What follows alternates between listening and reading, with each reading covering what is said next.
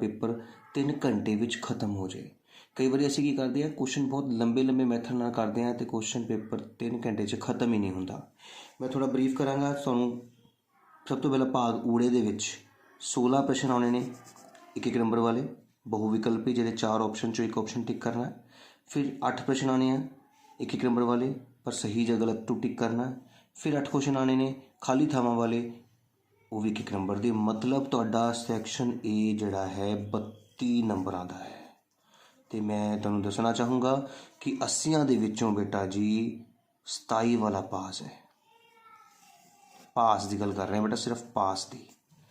It ਮੀਨ ਜੇ ਸਾਡਾ ਪਹਿਲਾ ਭਾਗ ਊੜਾ ਵੀ ਚੰਗੀ ਤਰ੍ਹਾਂ ਤਿਆਰ ਹੋ ਜਾਂਦਾ ਹੈ ਤਾਂ ਵੀ ਅਸੀਂ ਪਾਸ ਹੋ ਸਕਦੇ ਹਾਂ। ਨੰਬਰ ਲੈਣ ਲਈ ਅਸੀਂ ਹੋਰ ਵੀ ਤਿਆਰੀ ਕਰਾਂਗੇ। 4 ਤੋਂ 11 ਤੱਕ ਤੁਹਾਡੇ ਕੋਲ 2-2 ਅੰਕ ਵਾਲੇ ਸਵਾਲ ਨੇ। 8 ਸਵਾਲ ਹੁੰਦੇ ਨੇ ਬੇਟਾ, 8 ਸਵਾਲ ਮਤਲਬ 16 ਨੰਬਰ ਤੁਹਾਡੇ ਇਹ ਹੋ ਗਏ। 12 ਤੋਂ 16 ਤੱਕ ਤੁਹਾਡੇ ਜਿਹੜੇ ਹੈ 4-4 ਨੰਬਰ ਵਾਲੇ 20 ਨੰਬਰ ਇੱਥੋਂ ਮਿਲਣਗੇ। ਅਤੇ 17 ਅਤੇ 18 2 ਸਵਾਲ 6-6 ਨੰਬਰ ਦੇ 12 ਨੰਬਰ ਇੱਥੋਂ ਮਿਲਣਗੇ ਬੇਟਾ। ਇਸ ਤਰ੍ਹਾਂ 80 ਨੰਬਰ ਦਾ ਪੇਪਰ ਤਿਆਰ ਹੋਏਗਾ। ਹੁਣ ਅਸੀਂ ਕਰਦੇ ਹਾਂ ਭਾਗ ਊੜੇ ਦੀ ਗੱਲ, ਕਿਸ ਤਰ੍ਹਾਂ ਕੁਐਸਚਨ ਨੂੰ ਆਪਾਂ ਹੱਲ ਕਰਾਂਗੇ। ਧਿਆਨ ਨਾਲ ਦੇਖਣਾ ਸਾਰਿਆਂ ਨੇ। ਭਾਗ ਊੜਾ ਤਾਂ ਪਹਿਲਾ ਸਵਾਲ ਹੈ ਜੀ, ਹੇਠਾਂ ਲਿਖੀਆਂ ਵਿੱਚੋਂ ਕਿਹੜੀ ਪਰਿਮੇਯ ਸੰਖਿਆ 0 ਅਤੇ 1 ਦੇ ਵਿਚਕਾਰ ਹੈ। ਕਿਹੜੀ ਸੰਖਿਆ ਬੇਟਾ 0 ਅਤੇ 1 ਦੇ ਵਿਚਕਾਰ ਹੁੰਦੀ, ਯਾਦ ਰੱਖਣੀ ਹੈ ਬੇਟਾ। ਜੇ ਅੰਸ਼ ਛੋਟਾ ਹੁੰਦਾ ਨਾ, ਅੰਸ਼ ਉੱਪਰਲੇ ਨੂੰ ਕਹਿੰਦੇ ਆ, ਉੱਪਰਲੀ ਰਕਮ ਵੱਡੀ ਹੋਏਗੀ ਨਾ। ਦੇਖੋ ਜਦੋਂ ਤੁਸੀਂ 7 ਨੂੰ 4 ਨਾਲ ਭਾਗ ਕਰੋਗੇ, 7 ਉੱਪਰ ਦਾ ਵਿਚਕਾਰ ਰੱਖਦੇ ਆ, 4 ਬਾਹਰ, 4 ਏਕਮ 4 ਬਕਾਇਆ ਬਚ ਗਿਆ 3, ਮਤਲਬ ਆਨਸਰ 1 ਆਇਆ ਨਾ। 1 ਤੋਂ ਬਾਅਦ ਤੁਸੀਂ ਦਸ਼ਮਲਵ ਲਾਓਗੇ, ਮਤਲਬ 1 ਤੋਂ ਵੱਡਾ ਆਨਸਰ ਆਇਆ। ਇਹਦਾ ਮਤਲਬ ਜਦੋਂ ਉੱਪਰਲੀ ਰਕਮ ਵੱਡੀ ਹੁੰਦੀ ਹੈ ਥਲੜੀ ਤੋਂ, ਤਾਂ ਆਨਸਰ 1 ਤੋਂ ਵੱਡਾ ਹੁੰਦਾ ਹੈ। ਜੇ ਉੱਪਰਲੀ ਰਕਮ ਛੋਟੀ ਹੋਵੇ ਤਾਂ ਆਨਸਰ 1 ਤੋਂ ਛੋਟਾ ਹੁੰਦਾ ਹੈ। ਇਸ ਕਰਕੇ ਸਾਡਾ ਆਪਸ਼ਨ ਕਿਹੜਾ ਹੋਏਗਾ ਬੇਟਾ ਜੀ 2/7। ਇਸ ਗੱਲ ਦਾ ਧਿਆਨ ਰੱਖਿਓ, 0 ਅਤੇ 1 ਦੇ ਵਿਚਕਾਰ ਉਹੀ ਸੰਖਿਆ ਹੋਏਗੀ ਜਿਹਦਾ ਅੰਸ਼ ਉੱਪਰਲੀ ਰਕਮ ਥਲੜੀ ਰਕਮ ਤੋਂ ਛੋਟਾ ਹੋਏਗਾ। ਦੂਜਾ ਸਵਾਲ ਕਰਦੇ ਹਾਂ। -2/5 ਦਾ ਗੁਣਾਤਮਕ ਉਲਟ ਕੀ ਹੈ। ਗੁਣਾਤਮਕ ਉਲਟ ਬੇਟਾ, ਗੁਣਾਤਮਕ ਉਲਟ ਦੇ ਵਿੱਚ ਅਸੀਂ ਰਕਮ ਨੂੰ ਉਲਟਦੇ ਹਾਂ। ਦੇਖੋ -2/5 ਸੀਗਾ, ਹੁਣ ਇਹਨੂੰ ਉਲਟ ਕਰ ਦਿਓ, ਮਤਲਬ 5 ਨੂੰ ਉੱਪਰ ਕਰ ਦਿਓ, 2 ਨੂੰ ਥੱਲੇ ਕਰ ਦਿਓ, ਅਤੇ ਤੁਸੀਂ ਦੇਖੋ 5 ਉੱਪਰ ਆ ਗਿਆ, 2 ਥੱਲੇ ਆ ਗਿਆ, ਤੁਹਾਡਾ ਸੈਕਿੰਡ ਆਪਸ਼ਨ ਆ ਗਿਆ। ਅਤੇ ਇਸ ਤਰ੍ਹਾਂ ਅਸੀਂ ਗੁਣਾਤਮਕ ਉਲਟ ਵੀ ਪਤਾ ਕੀਤਾ। ਗੁਣਾਤਮਕ ਉਲਟ ਵਿੱਚ ਬੇਟਾ ਯਾਦ ਰੱਖਣਾ ਹੈ ਕਿ ਰਕਮ ਨੂੰ ਪਲਟਦੇ ਹਾਂ। ਜੋੜਾਤਮਕ ਉਲਟ ਦੇ ਵਿੱਚ ਰਕਮ ਨੂੰ ਨਹੀਂ ਪਲਟਦੇ, ਸਾਈਨ ਚੇਂਜ ਕਰਦੇ ਹਾਂ। ਬੱਚੇ ਬਹੁਤ ਕਨਫਿਊਜ਼ ਹੁੰਦੇ ਨੇ ਗੁਣਾਤਮਕ ਅਤੇ ਜੋੜਾਤਮਕ ਦੇ ਵਿੱਚ, ਠੀਕ ਹੈ। ਗੁਣਾਤਮਕ ਦੇ ਵਿੱਚ ਕੀ ਕਰਨਾ ਹੈ, ਹਰ ਨੂੰ ਉੱਪਰ ਭੇਜ ਦੇਣਾ, ਅੰਸ਼ ਨੂੰ ਥੱਲੇ ਭੇਜ ਦੇਣਾ, ਮਾਈਨਸ ਜਿੱਥੇ ਦਾ ਹੈ ਉੱਥੇ ਰਹੇਗਾ। ਤੀਜਾ ਕੁਐਸਚਨ ਕਰਦੇ ਹਾਂ। ਸੰਖਿਆ 9 ਨੂੰ m ਵਿੱਚੋਂ ਘਟਾਉਣ 'ਤੇ ਕੀ ਪ੍ਰਾਪਤ ਹੁੰਦਾ ਹੈ। ਹੁਣ ਦੇਖੋ 9 ਨੂੰ m ਵਿੱਚੋਂ ਘਟਾਉਣਾ ਹੈ, ਇਹਦਾ ਮਤਲਬ m ਦੇ ਵਿੱਚੋਂ ਘਟਾਓ ਕਰਨੀ ਹੈ, ਕਿਹਦੀ ਕਰਨੀ ਹੈ, 9 ਦੀ। ਲੱਭੋ ਕਿਹੜਾ ਅੱਖਰ ਹੈ, ਦੇਖੋ ਵੈਰੀ ਗੁੱਡ। ਤੀਜਾ ਆਪਸ਼ਨ ਤੁਹਾਡਾ ਬਿਲਕੁਲ ਰਾਈਟ ਆਨਸਰ ਹੈ, ਕਿਉਂਕਿ ਆਪਾਂ 9 ਦੇ ਵਿੱਚੋਂ ਨਹੀਂ ਘਟਾਉਣਾ ਸੀ, m ਦੇ ਵਿੱਚੋਂ 9 ਨੂੰ ਘਟਾਉਣਾ ਸੀਗਾ। ਚੌਥਾ ਕੁਐਸਚਨ ਕਰਦੇ ਹਾਂ। ਇੱਕ ਸਿੱਕਾ ਇੱਕ ਵਾਰ ਉਛਾਲਿਆ ਜਾਂਦਾ ਹੈ। ਸਿੱਕਾ ਤੁਹਾਡਾ 1 ਰੁਪਏ ਦਾ ਸਿੱਕਾ ਹੈ। ਅਜਿਹੀ ਸਥਿਤੀ ਵਿੱਚ ਹੈੱਡ ਪ੍ਰਾਪਤ ਹੋਣ ਦੀ ਕੀ ਸੰਭਾਵਨਾ ਹੋਵੇਗੀ। ਬੇਟਾ ਇਸ ਗੱਲ ਦਾ ਧਿਆਨ ਰੱਖੋ, ਇੱਕ ਸਿੱਕਾ ਇੱਕ ਵਾਰ ਉਛਾਲਿਆ ਜਾਂਦਾ ਹੈ।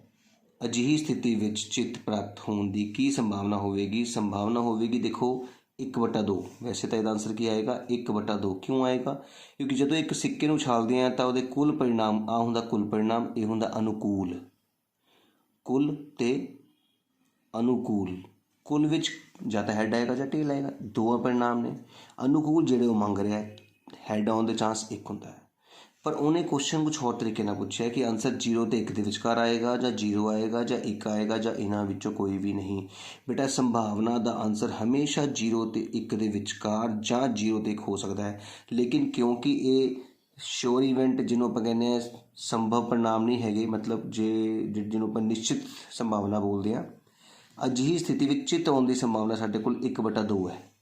1/2 ਦੇ ਵਿੱਚ ਦੇਖੋ ਉੱਪਰਲੀ ਰਕਮ ਛੋਟੀ ਹੈ, ਥੱਲੜੀ ਰਕਮ ਵੱਡੀ ਹੈ। ਇਹਦਾ ਮਤਲਬ ਹਮੇਸ਼ਾ ਆਨਸਰ 0 ਅਤੇ 1 ਦੇ ਵਿਚਕਾਰ ਆਏਗਾ, ਜਿਵੇਂ ਕਿ ਅਸੀਂ ਪਹਿਲਾ ਸਵਾਲ ਕੀਤਾ ਸੀਗਾ, ਠੀਕ ਹੈ। 5ਵਾਂ ਸਵਾਲ ਕਰਦੇ ਹਾਂ। 3 ਦੀ ਘਾਤ 0 ਦਾ ਮੁੱਲ ਬੇਟਾ ਕਿਸੇ ਦੀ ਵੀ ਘਾਤ 0 ਹੋਵੇ ਆਨਸਰ ਹਮੇਸ਼ਾ 1 ਹੁੰਦਾ ਹੈ। ਕਿਸੇ ਵੀ ਮਤਲਬ a ਦੀ ਘਾਤ 0 ਬਰਾਬਰ 1, ਇਹ ਕੁਛ ਵੀ ਹੋ ਸਕਦਾ ਹੈ। ਇਸ ਕਰਕੇ ਕਿਸੇ ਵੀ ਰਕਮ ਦੇ ਉੱਤੇ ਘਾਤ 0 ਲੱਗ ਜਾਵੇ ਤਾਂ ਤੁਸੀਂ ਆਨਸਰ 1 ਲਿਖ ਦੇਣਾ ਹੈ। ਚਾਹੇ ਇੱਦਾਂ ਵੀ ਆ ਜਾਵੇ ਨਾ 2 ਦੀ ਘਾਤ 2 ਜਮਾ 3 ਦੀ ਘਾਤ 1 4 ਦੀ ਘਾਤ 2 ਦੀ ਘਾਤ 0, ਤਾਂ ਵੀ ਤੁਸੀਂ 1 ਹੀ ਆਨਸਰ ਲਿਖਣਾ ਹੈ, ਕਿਉਂਕਿ ਕਿਸੇ ਦੇ ਉੱਪਰ ਘਾਤ 0 ਆ ਜਾਏ ਤਾਂ ਆਨਸਰ 1 ਹੁੰਦਾ ਹੈ। 6ਵੇਂ ਸਵਾਲ ਵੱਲ ਚੱਲਦੇ ਹਾਂ। x ਦਾ ਮੁੱਲ ਕੀ ਹੋਵੇਗਾ ਜਿਸ ਲਈ ਵਿਅੰਜਕ 3x - 4 ਅਤੇ 2x - 1 ਬਰਾਬਰ, ਮਤਲਬ ਅਤੇ ਦੀ ਥਾਂ ਕੀ ਪਾ ਦੇਣਾ, ਬਰਾਬਰ ਪਾ ਦੇਣਾ। ਦੇਖੋ ਧਿਆਨ ਨਾਲ ਕੀ ਕਰਨ ਜਾ ਰਿਹਾ ਮੈਂ, 3x - 4 ਬਰਾਬਰ 2x ਜਮਾ 1। ਹੁਣ x ਵਾਲੇ ਨੂੰ x ਵਾਲੇ ਦੇ ਘਰ ਭੇਜਣਾ, ਤਾਂ 3x ਦੇ ਕੋਲ 2x ਆ ਜਾਏਗਾ ਮਾਈਨਸ ਦਾ ਹੋ ਕੇ, ਬਰਾਬਰ 1 ਦੇ ਕੋਲ 4 ਆ ਜਾਏਗਾ ਪਲੱਸ ਦਾ ਹੋ ਕੇ। 3x ਚੋਂ 2x ਘਟਾਓ 1x, ਤੇ 4 ਤੇ 1 ਕਿੰਨੇ ਹੋ ਗਏ 5, ਤੇ ਤੁਹਾਡਾ ਆਨਸਰ ਆ ਗਿਆ ਜੀ ਤੀਜਾ ਆਪਸ਼ਨ 5। ਉਮੀਦ ਹੈ ਸਮਝ ਆਇਆ ਹੋਵੇਗਾ। 6ਵੇਂ ਕੁਐਸਚਨ ਵੱਲ ਚੱਲਦੇ ਹਾਂ। ਕਹਿੰਦੇ ਸੰਖਿਆ 225 ਦਾ ਵਰਗਮੂਲ ਕੀ ਹੋਵੇਗਾ। ਠੀਕ ਹੈ ਜੀ, ਇੱਕ ਤਰੀਕਾ ਤਾਂ ਬੇਟਾ ਇਹ ਹੈ ਕਿ ਅਸੀਂ 225 ਦੇ ਗੁਣਨਖੰਡ ਬਣਾ ਲਈਏ। ਜਿਹਦੇ ਅਖੀਰ 'ਚ 5 ਹੁੰਦਾ ਉਹ 5 ਦੇ ਪੜ੍ਹ 'ਤੇ ਜਾਂਦਾ ਹੈ। 5 ਚੌਕਾ 20, ਬਕਾਇਆ 2 ਤੇ 5 25, 5 50 25, ਫਿਰ 5 ਤੇ 45 ਜਾਂਦਾ, 9 ਤੇ 3 ਤੇ 3 ਤੀਆ 9, 3 ਏਕਮ 3, ਤੇ ਜੋੜੇ ਦਾ 1 5 ਬਾਹਰ। ਠੀਕ ਹੈ ਜੀ, ਜੋੜੇ ਦਾ 1 3 ਬਾਹਰ, 5 ਤੀਏ 15, ਤੁਹਾਡਾ ਆਨਸਰ ਵੀ ਆ ਗਿਆ। ਇਸ ਤਰੀਕੇ ਨਾਲ ਵੀ ਆਪਾਂ ਵਰਗਮੂਲ ਕੱਢ ਸਕਦੇ ਹਾਂ। ਦੂਜਾ ਤਰੀਕਾ ਇੱਕ ਹੋਰ ਹੁੰਦਾ ਹੈ ਕਿ ਦੇਖੋ 225 ਦੇ ਅਖੀਰ 'ਚ 5 ਹੈ, ਇਹਦਾ ਮਤਲਬ ਆਨਸਰ ਉਹੀ ਹੋਊਗਾ ਜਿਹਦੇ ਅਖੀਰ 'ਚ 5 ਹੋਣਾ, ਮਤਲਬ ਆਹ ਕੱਟਿਆ ਗਿਆ ਆਨਸਰ, ਆ ਵੀ ਕੱਟਿਆ ਗਿਆ। ਹੁਣ 15 ਨੂੰ 15 ਨਾਲ ਗੁਣਾ ਕਰਕੇ ਦੇਖ ਲਓ 225 ਆ ਜਾਏਗਾ, ਜਾਂ 25 ਨੂੰ 25 ਨਾਲ ਗੁਣਾ ਕਰਕੇ ਦੇਖੋ, ਪਰ ਮੈਨੂੰ ਲੱਗਦਾ 25 ਗੁਣਾ 25 ਤੁਹਾਨੂੰ ਯਾਦ ਹੈ 625 ਹੁੰਦਾ, ਇਹਦਾ ਮਤਲਬ ਆਨਸਰ 15 ਹੀ ਹੋਣਾ ਸੀਗਾ। ਇਸ ਤਰੀਕੇ ਨਾਲ ਸੋਚ ਕੇ ਵੀ ਕਰ ਸਕਦੇ ਹੋ ਅਤੇ ਹੱਲ ਕਰਕੇ ਵੀ ਕਰ ਸਕਦੇ ਹੋ। 7ਵਾਂ ਸਵਾਲ ਕੰਪਲੀਟ ਹੋ ਗਿਆ। ਹੁਣ 8ਵੇਂ ਵੱਲ ਚੱਲਦੇ ਹਾਂ।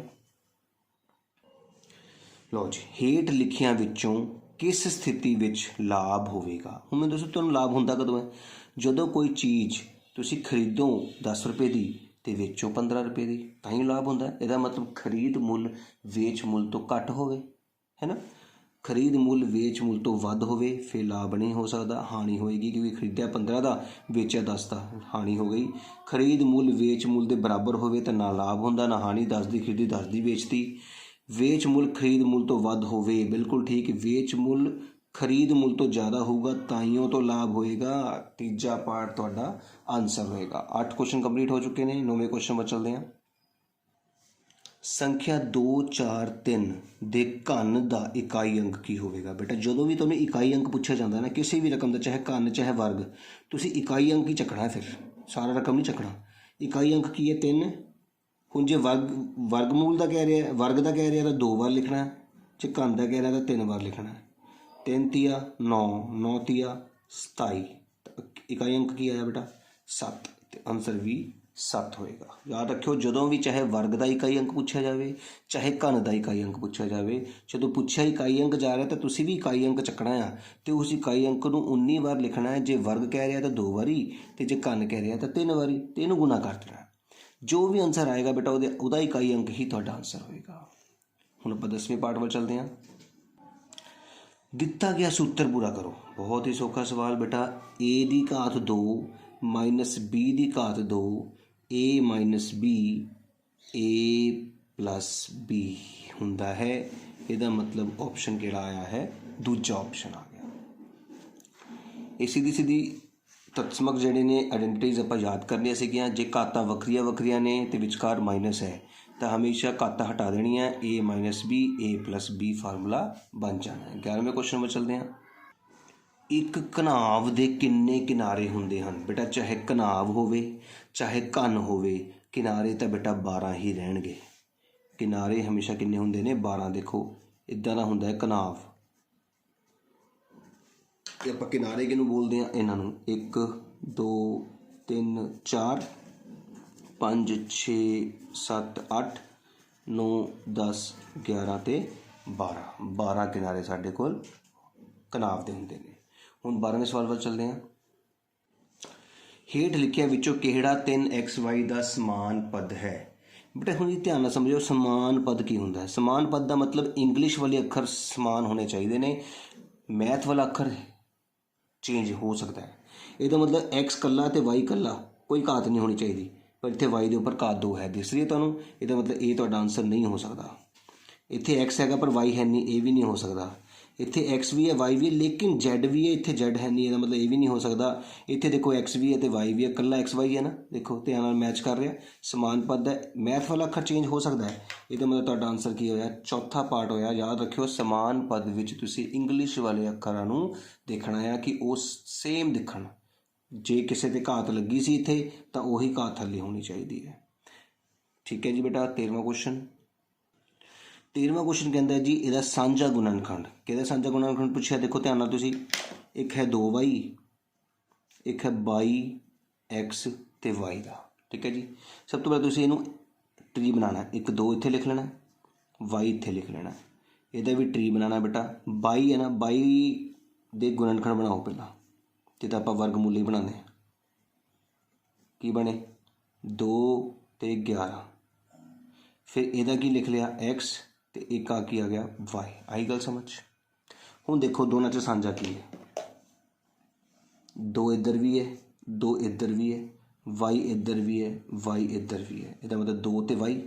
ਆਹ ਦੇਖੋ ਤੁਹਾਡਾ ਆਨਸਰ ਆ ਗਿਆ। ਕਿੰਨਾ ਹੀ ਸੌਖਾ ਢੰਗ ਸੀਗਾ ਕਿ ਅਸੀਂ ਦੋਨੇ ਰਕਮਾਂ ਦਾ ਟਰੀ ਡਾਇਗਰਾਮ ਬਣਾ ਲਈਏ। ਟੀ ਡਾਇਗਰਾਮ ਦਾ ਮਤਲਬ ਹੁੰਦਾ ਹੈ ਕਿ ਇਹ ਮੈਥ ਵਾਲੇ ਅੱਖਰ ਦੇ ਗੁਣਨਖੰਡ ਬਣਾ ਕੇ ਉਹਦਾ ਟਰੀ ਬਣਾਈਏ, ਪਰ ਇੱਥੇ 2 ਦਾ ਤਾਂ ਗੁਣਨਖੰਡ ਹੁੰਦਾ ਹੀ ਨਹੀਂ, 2 ਦਾ 2 ਹੀ ਹੁੰਦਾ ਬੇਟਾ। y ਦਾ y, 22 ਦੇ ਗੁਣਨਖੰਡ ਬਣਾਏ ਤੇ 2 ਅਤੇ 11 ਆ ਗਏ, 2 11 22 ਹੁੰਦੇ ਆ, x ਆ ਗਿਆ ਅਤੇ y ਆ ਗਿਆ। ਫਿਰ ਦੇਖਣਾ ਦੋਨਾਂ ਦੇ ਵਿੱਚ ਸਾਂਝਾ ਕੀ ਹੈ, ਅਸੀਂ ਉਹ ਸਾਂਝਾ ਅੱਖਰ ਸਰਕਲ ਕਰਨਾ ਹੈ ਅਤੇ ਆਪਣੇ ਆਨਸਰ 'ਚ ਦੇਖਣਾ ਹੈ ਕਿ ਉਹ ਆ ਰਿਹਾ ਕਿ ਨਹੀਂ ਆ ਰਿਹਾ। ਹੁਣ ਆਪਾਂ 14ਵੇਂ ਕੁਐਸਚਨ ਵੱਲ ਪਹੁੰਚ ਗਏ ਹਾਂ। 14ਵਾਂ ਕੁਐਸਚਨ ਕਹਿੰਦਾ ਵੇਲਣ ਦਾ ਆਇਤਨ। ਬੇਟਾ ਵੇਲਣ ਦਾ ਆਇਤਨ ਤੁਹਾਨੂੰ ਯਾਦ ਕਰਨਾ ਪਏਗਾ, ਪਾਈ r ਦੀ 2h ਹੁੰਦਾ ਬੇਟਾ। ਤੀਜਾ ਆਪਸ਼ਨ ਹੈ, ਦੂਜਾ ਲਿਖਿਆ ਹੋਇਆ ਪਾਈ r ਦੀ 2h ਵੇਲਣ ਦਾ ਆਇਤਨ ਹੁੰਦਾ ਹੈ। ਯਾਦ ਰੱਖਣਾ ਇਸ ਗੱਲ ਦਾ। ਜੇ ABC ਪੂਰਨ ਸੰਖਿਆਵਾਂ ਹਨ ਤਾਂ ਆਹ ਵਾਲੀ ਰਕਮ ਨੂੰ ਕਿਹੜੀ ਸੰਖਿਆ ਵੰਡ ਸਕਦੀ ਹੈ। ਹੁਣ ਧਿਆਨ ਨਾਲ ਸਮਝਣਾ ਬੇਟਾ। ਜੇ ABC ਪੂਰਨ ਸੰਖਿਆਵਾਂ ਹਨ ਤਾਂ ਇੱਕ ਨੂੰ ਕਿਹੜੀ ਸੰਖਿਆ, ਸਾਨੂੰ ਹੁਣ ਦੇਖੋ ABC ਤਾਂ ਨਹੀਂ ਪਤਾ ਨਾ ਕੀ ਹੋ ਸਕਦੇ ਨੇ, ਕੁਝ ਵੀ ਹੋ ਸਕਦਾ ਹੈ, ਲੇਕਿਨ ਇੱਕ ਤਾਂ ਦਿਸ ਰਿਹਾ। ਹੁਣ ਤੁਸੀਂ ਇੱਕ ਨੂੰ 37 ਨਾਲ ਭਾਗ ਕਰਕੇ ਦੇਖਣਾ ਹੈ। ਕਿਹਦੇ ਨਾਲ? 37 ਨਾਲ। 37 ਏਕਮ 37 ਹੁੰਦਾ, ਛੋਟਾ ਆ ਗਿਆ, ਅਤੇ 37 ਨੂੰ ਆਪਾਂ ਗੁਣਾ ਕਰਕੇ ਦੇਖ ਲੈਂਦੇ ਹਾਂ। ਕਿਹਦੇ ਨਾਲ ਕਰਾਂਗੇ? 37 ਦੂਣੀ ਪਹਾੜਾ ਲਿਖੀ, 37 ਏਕਮ 37, 37 ਦੇ 37 ਜੋੜੇ 74, 74 ਦੇ ਵਿੱਚ 37 ਜੋੜੇ, ਇੱਕ ਉੱਪਰ ਇੱਕ ਆ ਗਿਆ, 7 3 10 ਅਤੇ 11, 111 ਆਉਂਦਾ ਹੈ। ਧਿਆਨ ਨਾਲ ਦੇਖੋ, 37 ਨੂੰ 3 ਨਾਲ ਗੁਣਾ ਕੀਤੀ ਤਾਂ 111 ਆ ਰਿਹਾ ਹੈ। ਇਹਦਾ ਮਤਲਬ 37 ਦੇ ਪਹਾੜੇ 'ਤੇ 111 ਜਾਂਦਾ ਹੈ। ਇਹਦਾ ਮਤਲਬ 37 ਇਹਨੂੰ ਵੰਡ ਕਰ ਸਕਦੀ ਹੈ ਨਾ ਸੌਖਾ। ਤੁਸੀਂ ਬਸ ਇਹ ਦੇਖਣਾ ਕਿ 37 ਦੇ ਪਹਾੜੇ 'ਤੇ 111 ਆ ਰਿਹਾ ਕਿ ਨਹੀਂ ਆ ਰਿਹਾ। 4 ਦੇ ਪਹਾੜੇ 'ਤੇ 5 ਦੇ ਪਹਾੜੇ 'ਤੇ ਤਾਂ ਆ ਹੀ ਨਹੀਂ ਸਕਦਾ, ਅਖੀਰ 'ਚ 5 ਹੈ। 4 'ਤੇ ਵੀ ਨਹੀਂ ਆ ਰਿਹਾ। 37 ਦੇ ਪਹਾੜੇ ਨੂੰ ਦੇਖਿਆ ਤੁਸੀਂ, 37 ਏਕਮ 37, 37 ਦੂਣੀ 74, 37 ਤੀਆ 111, ਇਹਦਾ ਮਤਲਬ 37 ਭਾਗ ਕਰੇਗਾ। 16ਵਾਂ ਕੁਐਸਚਨ ਦੇਖੋ, ਕਿਸੇ ਵੀ ਪੰਜਭੁਜ ਦੇ ਅੰਦਰੂਨੀ ਕੋਣਾਂ ਦਾ ਜੋੜਫਲ ਕਿੰਨਾ ਹੁੰਦਾ ਹੈ। ਹੁਣ ਇਸ ਸਵਾਲ ਧਿਆਨ ਨਾਲ ਦੇਖਣਾ ਬੇਟਾ। ਜੇ ਪੰਜਭੁਜ ਦਾ ਮਤਲਬ ਹੁੰਦਾ ਪੰਜ ਭੁਜਾਵਾਂ ਵਾਲਾ ਬਹੁਭੁਜ, ਅੰਦਰੂਨੀ ਕੋਣਾਂ ਦਾ ਜੋੜਫਲ ਦਾ ਫਾਰਮੂਲਾ ਹੁੰਦਾ ਹੈ n-2 ਗੁਣਾ 180। ਇਹ ਫਾਰਮੂਲਾ ਤੁਸੀਂ ਯਾਦ ਰੱਖਣਾ ਹੈ। ਇੱਥੇ ਪੰਜਭੁਜ ਆਵੇ, 6 ਭੁਜ ਆਵੇ, ਚਤੁਰਭੁਜ ਆਵੇ, ਤ੍ਰਿਭੁਜ ਆਵੇ, 9 ਭੁਜ ਆਵੇ, 10 ਭੁਜ ਆਵੇ, ਸਾਨੂੰ ਕੋਈ ਮਤਲਬ ਨਹੀਂ। ਅੰਦਰੂਨੀ ਕੋਣ ਆ ਗਿਆ ਨਾ, ਅੰਦਰੂਨੀ ਕੋਣਾਂ ਦਾ ਫਾਰਮੂਲਾ ਕੀ ਯਾਦ ਕੀਤਾ? n-2 ਗੁਣਾ 180। ਇਹ ਫਾਰਮੂਲਾ ਤੁਸੀਂ ਯਾਦ ਕਰ ਲੈਂਦੇ ਹੋ। ਅਤੇ ਇੱਥੇ ਪੰਜਭੁਜ ਲਿਖਿਆ ਤਾਂ ਤੁਸੀਂ n ਨੂੰ 5 ਭਰਨਾ ਹੈ, 6 ਭੁਜ ਲਿਖਿਆ 6 ਭਰਨਾ ਹੈ, 7 ਭੁਜ ਲਿਖਿਆ 7 ਭਰਨਾ ਹੈ, ਤ੍ਰਿਭੁਜ ਲਿਖਿਆ 3 ਭਰਨਾ ਹੈ। ਅਤੇ ਸਾਡੇ ਕੋਲ ਪੰਜਭੁਜ ਲਿਖਿਆ ਸੀ, ਮੈਂ 5 ਭਰਿਆ। 5 - 2 ਗੁਣਾ 180, 5 'ਚੋਂ 2 ਘਟਾਓ 3, 3 ਗੁਣਾ 180 ਕਰਕੇ ਦੇਖੋ 540 ਆਉਂਦਾ ਹੈ। ਇਹਦਾ ਮਤਲਬ ਸਾਡਾ ਕਿਹੜਾ ਆਪਸ਼ਨ ਆਇਆ ਜੀ? ਸਾਡਾ ਆਪਸ਼ਨ ਸੈਕਿੰਡ ਆਇਆ। ਇਸ ਤਰ੍ਹਾਂ ਆਪਾਂ ਪਹਿਲੇ ਕੁਐਸਚਨ ਦੇ ਵਿੱਚ 16 ਕੁਐਸਚਨ ਕੀਤੇ ਨੇ, ਜਿਹੜੇ ਕਿ ਬਹੁ ਵਿਕਲਪੀ ਸੀ, 4 ਆਪਸ਼ਨਸ ਵਾਲੇ ਸੀਗੇ, ਅਤੇ ਜਿਹਦੇ ਵਿੱਚੋਂ ਅਸੀਂ ਇੱਕ ਨੂੰ ਟਿਕ ਕਰਨਾ ਸੀਗਾ। ਹੁਣ ਆਪਾਂ ਕਰਨ ਲੱਗੇ ਹਾਂ ਦੂਜਾ ਸਵਾਲ, ਜਿਹਦੇ ਵਿੱਚ ਤੁਹਾਨੂੰ 8 ਕੁਐਸਚਨ ਮਿਲਣੇ ਨੇ, ਜਿਹਦੇ ਵਿੱਚ ਤੁਸੀਂ ਸਿਰਫ ਸਹੀ ਅਤੇ ਗਲਤ ਨੂੰ ਟਿਕ ਕਰਨਾ ਬੇਟਾ। ਸਿਰਫ ਸਹੀ ਅਤੇ ਗਲਤ ਨੂੰ, ਬਸ ਰਕਮ ਪੜ੍ਹਨੀ ਹੈ ਕਿ ਉਹ ਸਹੀ ਕਹਿ ਰਿਹਾ ਹੈ ਜਾਂ ਗਲਤ ਕਹਿ ਰਿਹਾ ਹੈ। ਕਹਿੰਦਾ ਆਇਤ ਦੇ ਵਿਕਰਨ ਬਰਾਬਰ ਹੁੰਦੇ ਹਨ। ਬਿਲਕੁਲ ਸਹੀ ਜਵਾਬ ਹੈ ਬੇਟਾ ਜੀ, ਆਇਤ ਦੇ ਵਿਕਰਨ ਹਮੇਸ਼ਾ ਬਰਾਬਰ ਹੁੰਦੇ ਹਨ। ਸਾਡੇ ਕੋਲ ਨਾ 4 ਤਰ੍ਹਾਂ ਦੇ ਜਿਹੜੇ ਚਤੁਰਭੁਜ ਹੁੰਦੇ ਨੇ, ਆਇਤ, ਵਰਗ, ਸਮਾਂਤਰ ਚਤੁਰਭੁਜ ਅਤੇ ਸਮਚਤੁਰਭੁਜ। ਦੇਖੋ ਬੇਟਾ, ਸਾਡੇ 4 ਚਤੁਰਭੁਜ ਹੁੰਦੇ ਨੇ। ਆਇਤ 90 ਤੇ ਖੜਾ ਹੁੰਦਾ, ਵਰਗ ਵੀ 90 ਡਿਗਰੀ ਤੇ ਖੜਾ ਹੁੰਦਾ, ਬਿਲਕੁਲ 90 ਡਿਗਰੀ ਤੇ ਕੋਣ ਬਣਦਾ ਨਾ। ਅਤੇ ਜਿਹੜੀ ਫਿਗਰ 90 ਡਿਗਰੀ ਤੇ ਖੜੀ ਹੁੰਦੀ ਹੈ ਉਸਦੇ ਵਿਕਰਨ ਬਰਾਬਰ ਹੁੰਦੇ ਨੇ ਬੇਟਾ, ਇਹਦੇ ਵੀ ਵਿਕਰਨ ਬਰਾਬਰ ਹੁੰਦੇ ਨੇ। ਲੇਕਿਨ ਜਿਹੜੀ ਟੇਢੀ ਭੁਜਾ ਹੁੰਦੀ ਹੈ, ਸਮਾਂਤਰ ਚਤੁਰਭੁਜ ਥੋੜ੍ਹਾ ਜਿਹਾ ਟੇਢਾ ਹੁੰਦਾ ਹੈ ਅਤੇ ਇਹਦਾ ਇੱਕ ਵਿਕਰਨ ਛੋਟਾ ਅਤੇ ਇੱਕ ਵਿਕਰਨ ਵੱਡਾ ਹੁੰਦਾ ਹੈ, ਇਹਦੇ ਵਿਕਰਨ ਬਰਾਬਰ ਨਹੀਂ ਹੁੰਦੇ। ਸਮਚਤੁਰਭੁਜ ਦਾ ਵੀ ਇੱਕ ਵਿਕਰਨ ਵੱਡਾ ਅਤੇ ਇੱਕ ਛੋਟਾ ਹੁੰਦਾ ਹੈ। ਅਤੇ ਇਸ ਗੱਲ ਦਾ ਧਿਆਨ ਰੱਖਿਓ ਕਿ ਪੇਪਰ ਦੇ ਵਿੱਚ ਆਇਤ ਦੀ ਥਾਂ ਵਰਗ ਆਏਗਾ ਤਾਂ ਵੀ ਵਿਕਰਨ ਬਰਾਬਰ ਹੁੰਦੇ ਨੇ, ਪਰ ਸਮਾਂਤਰ ਚਤੁਰਭੁਜ ਦੇ ਵਿਕਰਨ ਬਰਾਬਰ ਨਹੀਂ ਹੁੰਦੇ, ਸਮਚਤੁਰਭੁਜ ਦੇ ਵੀ ਨਹੀਂ ਹੁੰਦੇ। ਫਿਲਹਾਲ ਸਾਨੂੰ ਆਇਤ ਪੁੱਛਿਆ ਗਿਆ ਸੀਗਾ, ਇਸ ਕਰਕੇ ਅਸੀਂ ਸਹੀ 'ਤੇ ਟਿਕ ਕੀਤਾ ਹੈ। ਦੂਜਾ ਕੁਐਸਚਨ ਦੇਖੋ ਬੇਟਾ ਜੀ, ਬਿੰਦੂ -9,0 y ਧੁਰੇ 'ਤੇ ਸਥਿਤ ਹੈ। ਬਿਲਕੁਲ ਗਲਤ। ਧਿਆਨ ਨਾਲ ਗੱਲ ਨਾਲ ਸਮਝਣਾ ਤੁਸੀਂ ਕਿ ਸਾਡਾ ਜਿਹੜਾ ਬਿੰਦੂ ਹੁੰਦਾ ਨਾ ਉਹ ਹੁੰਦਾ x, y, ਠੀਕ ਹੈ। ਹੁਣ x, y ਨੂੰ ਇੱਥੇ x ਦਾ ਘਰ ਹੈ, ਪਹਿਲਾ ਘਰ ਹਮੇਸ਼ਾ x ਦਾ ਮੰਨਿਆ ਜਾਂਦਾ ਹੈ, ਦੂਜਾ ਘਰ ਹਮੇਸ਼ਾ y ਦਾ ਮੰਨਿਆ ਜਾਂਦਾ ਹੈ। ਉਹ ਤੁਸੀਂ ਇਸ ਗੱਲ ਦਾ ਧਿਆਨ ਰੱਖਣਾ ਹੈ ਕਿ ਬੇਟਾ ਜੇਕਰ x, y ਦੇ ਵਿੱਚ ਆਪਾਂ ਬਿੰਦੂ x ਧੁਰੇ ਦੀ ਗੱਲ ਕਰੀਏ ਤਾਂ x ਧੁਰੇ ਦਾ ਮਤਲਬ ਹੈ x ਆਪਣੇ ਘਰੇ ਬੈਠਾ ਹੈ ਪਰ y ਆਪਣੇ ਘਰੋਂ ਨਹੀਂ ਹੈਗਾ, 0 ਹੈ, ਇਹਨੂੰ ਬੋਲਦੇ ਆ x ਧੁਰਾ। ਲੇਕਿਨ ਜੇ ਗੱਲ ਕਰੀਏ y ਧੁਰੇ ਦੀ ਅਤੇ y ਧੁਰੇ ਦੇ ਵਿੱਚ ਇਹਦਾ ਮਤਲਬ ਕੀ ਹੁੰਦਾ ਹੈ, y ਆਪਣੇ ਘਰੇ ਬੈਠਾ ਹੈ ਅਤੇ x ਹੁੰਦਾ ਹੈ 0। ਹੁਣ ਤੁਸੀਂ ਦੇਖੋ ਕਿ ਇੱਥੇ ਕੀ ਹੋਇਆ, ਇੱਥੇ x ਵਾਲੀ ਥਾਂ 'ਤੇ ਕੋਈ ਨਾ ਕੋਈ ਰਕਮ ਬੈਠੀ ਹੈ, y ਵਾਲੇ ਘਰ 'ਚ 0 ਹੈ, ਅਤੇ ਜੇ y ਵਾਲੇ ਘਰ 'ਚ 0 ਹੈ ਇਹਦਾ ਮਤਲਬ ਇਹਨੂੰ y ਧੁਰਾ ਕਿੱਦਾਂ ਕਹਿ ਸਕਦੇ ਹਾਂ, ਇਹ ਤਾਂ x ਧੁਰਾ ਹੋਇਆ ਨਾ, ਅਤੇ ਇਹ ਕਹਿ ਰਿਹਾ y ਧੁਰਾ, ਇਹਦਾ ਮਤਲਬ ਇਹ ਗਲਤ ਕਹਿ ਰਿਹਾ। ਧਿਆਨ ਨਾਲ ਸਮਝਿਓ, ਜੇ ਤੁਹਾਡੇ ਪੱਕੇ ਪੇਪਰ ਦੇ ਵਿੱਚ ਰਕਮ ਇੱਦਾਂ ਦੀ ਆ ਜਾਏ ਕਿ ਪਹਿਲੇ 0 ਹੈ ਫਿਰ ਕੁਛ ਰਕਮ ਲਿਖੀ ਹੈ ਅਤੇ y ਧੁਰੇ ਹੋਏਗਾ। ਯਾਦ ਰੱਖਣਾ ਹੈ x ਧੁਰੇ ਦੇ ਵਿੱਚ y 0 ਹੁੰਦਾ ਹੈ, y ਧੁਰੇ ਦੇ ਵਿੱਚ x 0 ਹੁੰਦਾ ਹੈ। ਦੂਜਾ ਸਵਾਲ ਉਮੀਦ ਹੈ ਸਮਝ ਆ ਗਿਆ ਹੋਏਗਾ। ਤੀਜੇ ਸਵਾਲ ਵੱਲ ਚੱਲਦੇ ਹਾਂ। 1 2 3 4 5 6 ਸੰਖਿਆ 9 ਦਾ ਗੁਣਜ ਹੈ। ਬੇਟਾ ਯਾਦ ਰੱਖਿਓ 9 ਦਾ ਗੁਣਜ ਕਿੱਦਾਂ ਚੈੱਕ ਕਰਦੇ ਹਾਂ, ਪਰ ਸੰਖਿਆਵਾਂ ਨੂੰ ਜੋੜ ਕਰਦੇ ਹਾਂ। ਦੇਖੋ 1 ਜਮਾ 2 ਜਮਾ 3 ਜਮਾ 4 ਜਮਾ 5 ਜਮਾ 6, 6 ਤੇ 5 11 ਤੇ 4 15, 16 17 18 19 20 ਤੇ 1 21। 21 9 ਦੇ ਪੜ੍ਹ 'ਤੇ ਜਾਂਦਾ ਨਹੀਂ ਜਾਂਦਾ, ਇਹਦਾ ਮਤਲਬ ਇਹ 9 ਦਾ ਗੁਣਜ ਨਹੀਂ ਹੈ। ਜਦ ਕਿ ਇਹ ਕੀ ਕਹਿ ਰਿਹਾ, 9 ਦਾ ਗੁਣਜ ਹੈ, ਇਹ ਤਾਂ ਗਲਤ ਕਹਿ ਰਿਹਾ। ਸਮਝ ਲੱਗੀ 9 ਦਾ ਕਿੱਦਾਂ ਚੈੱਕ ਕਰਨਾ ਹੈ। ਸੰਖਿਆਵਾਂ ਦਾ ਜੋੜ ਜੇ 9 ਦੇ ਪੜ੍ਹ 'ਤੇ ਜਾਏਗਾ ਤਾਂ ਰਕਮ ਵੀ 9 ਨਾਲ ਭਾਗ ਹੋਏਗੀ। ਚੌਥੇ ਵੱਲ ਚੱਲਦੇ ਹਾਂ। ਚੌਥਾ ਕੁਐਸਚਨ ਕਹਿੰਦਾ ਜੀ, ਕਿਸੇ ਗੋਲ ਨਕਸ਼ਾ ਵਿੱਚ ਕੁੱਲ ਕੇਂਦਰੀ ਕੋਣ 360 ਹੁੰਦਾ ਹੈ। ਬੇਟਾ ਗੋਲ ਨਕਸ਼ਾ ਤੁਹਾਨੂੰ ਸਮਝਦੇ, ਆਹ ਗੋਲ ਨਕਸ਼ਾ ਹੁੰਦਾ ਅਤੇ ਅੰਡਰਸਟੂਡ ਹੈ, ਪੂਰਾ ਕੰਪਲੀਟ ਕੋਣ ਕਿੰਨਾ ਹੁੰਦਾ, 360 ਹੁੰਦਾ ਹੈ। ਬਿਲਕੁਲ ਸਹੀ ਕਹਿ ਰਿਹਾ, ਗੋਲ ਨਕਸ਼ੇ ਵਿੱਚ ਕੁੱਲ ਕੇਂਦਰੀ ਕੋਣ ਹਮੇਸ਼ਾ 360 ਹੁੰਦਾ ਹੈ। ਪੰਜਵੇਂ ਭਾਗ ਵੱਲ, 2 ਦੀ ਘਾਤ -3 ਦਾ ਮੁੱਲ -6 ਹੈ। ਬੇਟਾ 2 ਦੀ ਘਾਤ -3 ਦੇ ਵਿੱਚ ਦੇਖੋ 2 ਇੱਕ ਦੇ ਥੱਲੇ ਹੋਊਗਾ ਚਾਹੇ, ਪਰ ਹੋਊਗਾ ਤਾਂ 2 ਗੁਣਾ 2 ਗੁਣਾ 2 ਨਾ, ਆਨਸਰ ਆਏਗਾ 1/8। ਇਹ ਤਾਂ 6 ਕਹਿ ਰਿਹਾ, ਇਹਦਾ ਮਤਲਬ ਗਲਤ ਕਹਿ ਰਿਹਾ। ਇੱਕ ਵੇਲਣ ਜਿਸ ਦੀ ਉਚਾਈ ਅਤੇ ਅਰਧ ਵਿਆਸ 1 ਸੈਂਟੀਮੀਟਰ ਹੈ ਦੀ ਕੁੱਲ ਸਤਹ ਦਾ ਖੇਤਰਫਲ 4 ਪਾਈ ਸੈਂਟੀਮੀਟਰ ਦੀ 2 ਹੈ। ਪਹਿਲਾਂ ਸਾਨੂੰ ਕੁੱਲ ਸਤਹ ਦਾ ਖੇਤਰਫਲ ਪਤਾ ਹੋਣਾ ਚਾਹੀਦਾ ਹੈ। 2 ਪਾਈ ਆਰ ਬ੍ਰੈਕਟ ਦੇ ਵਿੱਚ ਆਰ ਜਮਾ ਐਚ। ਹੁਣ ਆਪਾਂ ਕੀ ਕਰਨਾ, ਦੇਖੋ 2 ਨੂੰ 2 ਲਿਖਣਾ ਹੈ, ਪਾਈ ਨੂੰ ਪਾਈ ਹੀ ਲਿਖ ਦੇਣਾ ਹੈ, ਆਰ ਨੂੰ 1 ਭਰਨਾ ਹੈ। ਆਰ ਕਿੰਨਾ ਹੈ, 1 ਹੈ। ਫਿਰ ਬ੍ਰੈਕਟ ਦੇ ਵਿੱਚ ਆਰ ਵੀ 1 ਹੈ, ਐਚ ਵੀ 1 ਹੈ, ਅਤੇ 1 ਤੇ ਕਿੰਨੇ ਹੋ ਗਏ, 2 2 ਦੂਣੀ 4। ਬਿਲਕੁਲ ਸਹੀ ਆਨਸਰ ਆ ਗਿਆ, 4 ਪਾਈ ਸੈਂਟੀਮੀਟਰ ਦੀ ਘਾਤ 2 ਸਹੀ ਕਹਿ ਰਿਹਾ ਬੇਟਾ ਉਹ। 6ਵਾਂ ਭਾਗ ਵੀ ਕੰਪਲੀਟ ਹੋ ਗਿਆ। 7ਵੇਂ ਭਾਗ ਵੱਲ ਚੱਲਦੇ ਹਾਂ। ਕਿਸੇ ਸੌਫਟ ਡਰਿੰਕ ਫੈਕਟਰੀ ਵਿੱਚ ਇੱਕ ਮਸ਼ੀਨ 840 ਬੋਤਲਾਂ 6 ਘੰਟੇ ਵਿੱਚ ਭਰਦੀ ਹੈ। ਹੁਣ ਤੁਸੀਂ ਧਿਆਨ ਨਾਲ ਦੇਖਣਾ ਬੇਟਾ, ਮੈਂ ਥੋੜ੍ਹਾ ਦੱਸਦਾ ਤੁਹਾਨੂੰ। ਜੇ ਬੋਤਲਾਂ ਤੁਹਾਡੇ ਕੋਲ 840 ਹੈ ਅਤੇ ਉਹਨੂੰ ਭਰਨ ਲਈ ਸਮਾਂ ਲੱਗਦਾ ਹੈ 6 ਘੰਟੇ ਦਾ,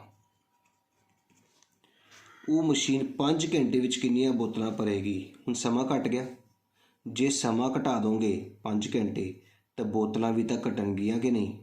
ਇਹਦਾ ਮਤਲਬ ਜੇਕਰ ਅਸੀਂ ਸਮਾਂ ਘਟਾਉਂਦੇ ਹਾਂ ਤਾਂ ਬੋਤਲਾਂ ਵੀ ਘਟਦੀਆਂ ਆ। ਇੱਕ ਚੀਜ਼ ਨੂੰ ਘਟਾਉਣ ਨਾਲ ਜੇ ਦੂਜਾ ਵੀ ਘਟ ਜੇ ਤਾਂ ਇਹਨੂੰ ਬੋਲਦੇ ਹਾਂ ਅਸੀਂ ਸਿੱਧਾ ਅਨੁਪਾਤ। ਯਾਦ ਰੱਖਣਾ ਹੈ, ਬੋਤਲਾਂ ਜਿੰਨੀਆਂ ਜ਼ਿਆਦਾ ਸਮਾਂ ਵੀ ਉਨਾ ਜ਼ਿਆਦਾ, ਸਮਾਂ ਜਿੰਨਾ ਘੱਟ ਬੋਤਲਾਂ ਵੀ ਉਨੀਆਂ ਹੀ ਘੱਟ। ਇਹਦਾ ਮਤਲਬ ਦੋਨੇ ਇੱਕੋ ਥਾਂ 'ਤੇ ਚੱਲਦੇ ਆ, ਦੋਨੇ ਵਧਣਗੇ ਜਾਂ ਦੋਨੇ ਹੀ ਘਟਣਗੇ, ਇਹਨੂੰ ਕਹਿੰਦੇ ਆ ਸਿੱਧਾ ਅਨੁਪਾਤ। ਅਤੇ ਉਹਨੇ ਸਾਨੂੰ ਪੁੱਛਿਆ ਕਿ ਕੀ ਇਹ ਪ੍ਰਸ਼ਨ ਸਿੱਧੇ ਅਨੁਪਾਤ ਦੀ ਉਦਾਹਰਨ ਹੈ?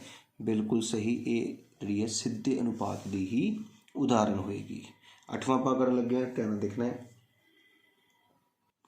ਜੇਕਰ ਕਿਸੇ ਵਰਗ ਦੀ ਇੱਕ ਭੁਜਾ ਪਤਾ ਹੋਵੇ ਤਾਂ ਕੀ ਤੁਸੀਂ ਵਰਗ ਦੀ ਰਚਨਾ ਕਰ ਸਕਦੇ ਹੋ? ਬਿਲਕੁਲ ਸਹੀ ਕਰ ਸਕਦੇ ਹੋ। ਕਿਉਂ? ਕਿਉਂਕਿ ਵਰਗ ਦੀਆਂ ਚਾਰੇ ਹੀ ਭੁਜਾਵਾਂ ਬਰਾਬਰ ਹੁੰਦੀਆਂ ਨੇ, ਇਸ ਕਰਕੇ ਅਸੀਂ ਵਰਗ ਦੀ ਰਚਨਾ ਕਰ ਸਕਦੇ ਹਾਂ, ਕਿਉਂਕਿ ਉਹਦਾ ਕੋਣ ਵੀ 90 ਡਿਗਰੀ ਦਾ ਪਤਾ ਹੁੰਦਾ ਹੈ ਅਤੇ ਭੁਜਾਵਾਂ ਵੀ ਪਤਾ ਹੁੰਦੀਆਂ ਨੇ।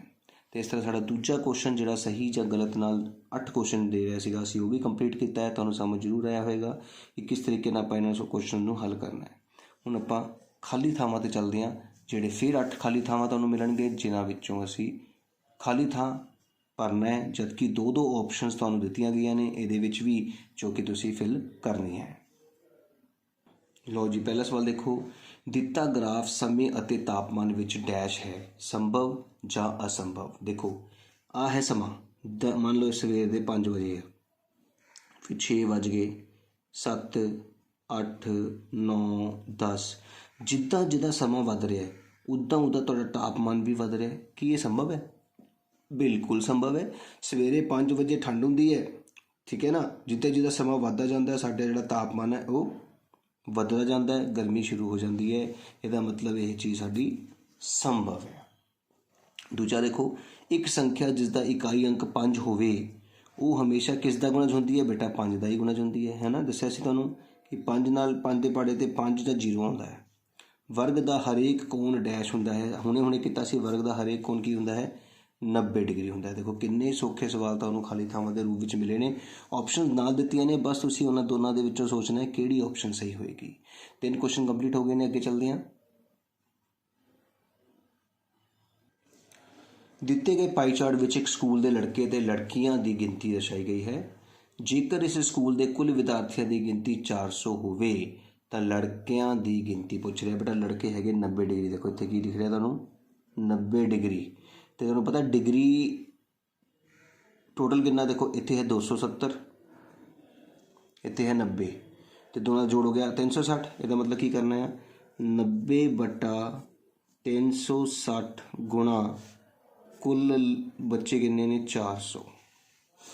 ਜਦੋਂ ਵੀ ਇਸ ਤਰ੍ਹਾਂ ਕੱਢਣਾ ਹੋਵੇ ਤੁਸੀਂ, ਜੇ ਲੜਕੇ ਕੱਢਣੇ ਆ ਤਾਂ 90/360 ਗੁਣਾ 400 ਕਰਨਾ ਹੈ, ਜੇ ਲੜਕੀਆਂ ਕੱਢਣੀਆਂ ਤਾਂ 270/360 ਗੁਣਾ 400 ਕਰਨਾ ਹੁੰਦਾ। ਹੁਣ 90 ਨਾਲ 0 ਕੱਟਿਆ ਗਿਆ, ਫਿਰ ਦੇਖੋ 9 ਦੇ ਪਾੜੇ 'ਤੇ 36 ਆਉਂਦਾ ਆ, 9 ਏਕਮ 9, 9 ਚੌਕਾ 36, ਅਤੇ 400 ਨਾਲ 4 ਕੱਟਿਆ ਤਾਂ ਆ ਗਿਆ 100। ਇਹਦਾ ਮਤਲਬ ਕਿੰਨੇ ਬੱਚੇ ਹੋਣਗੇ?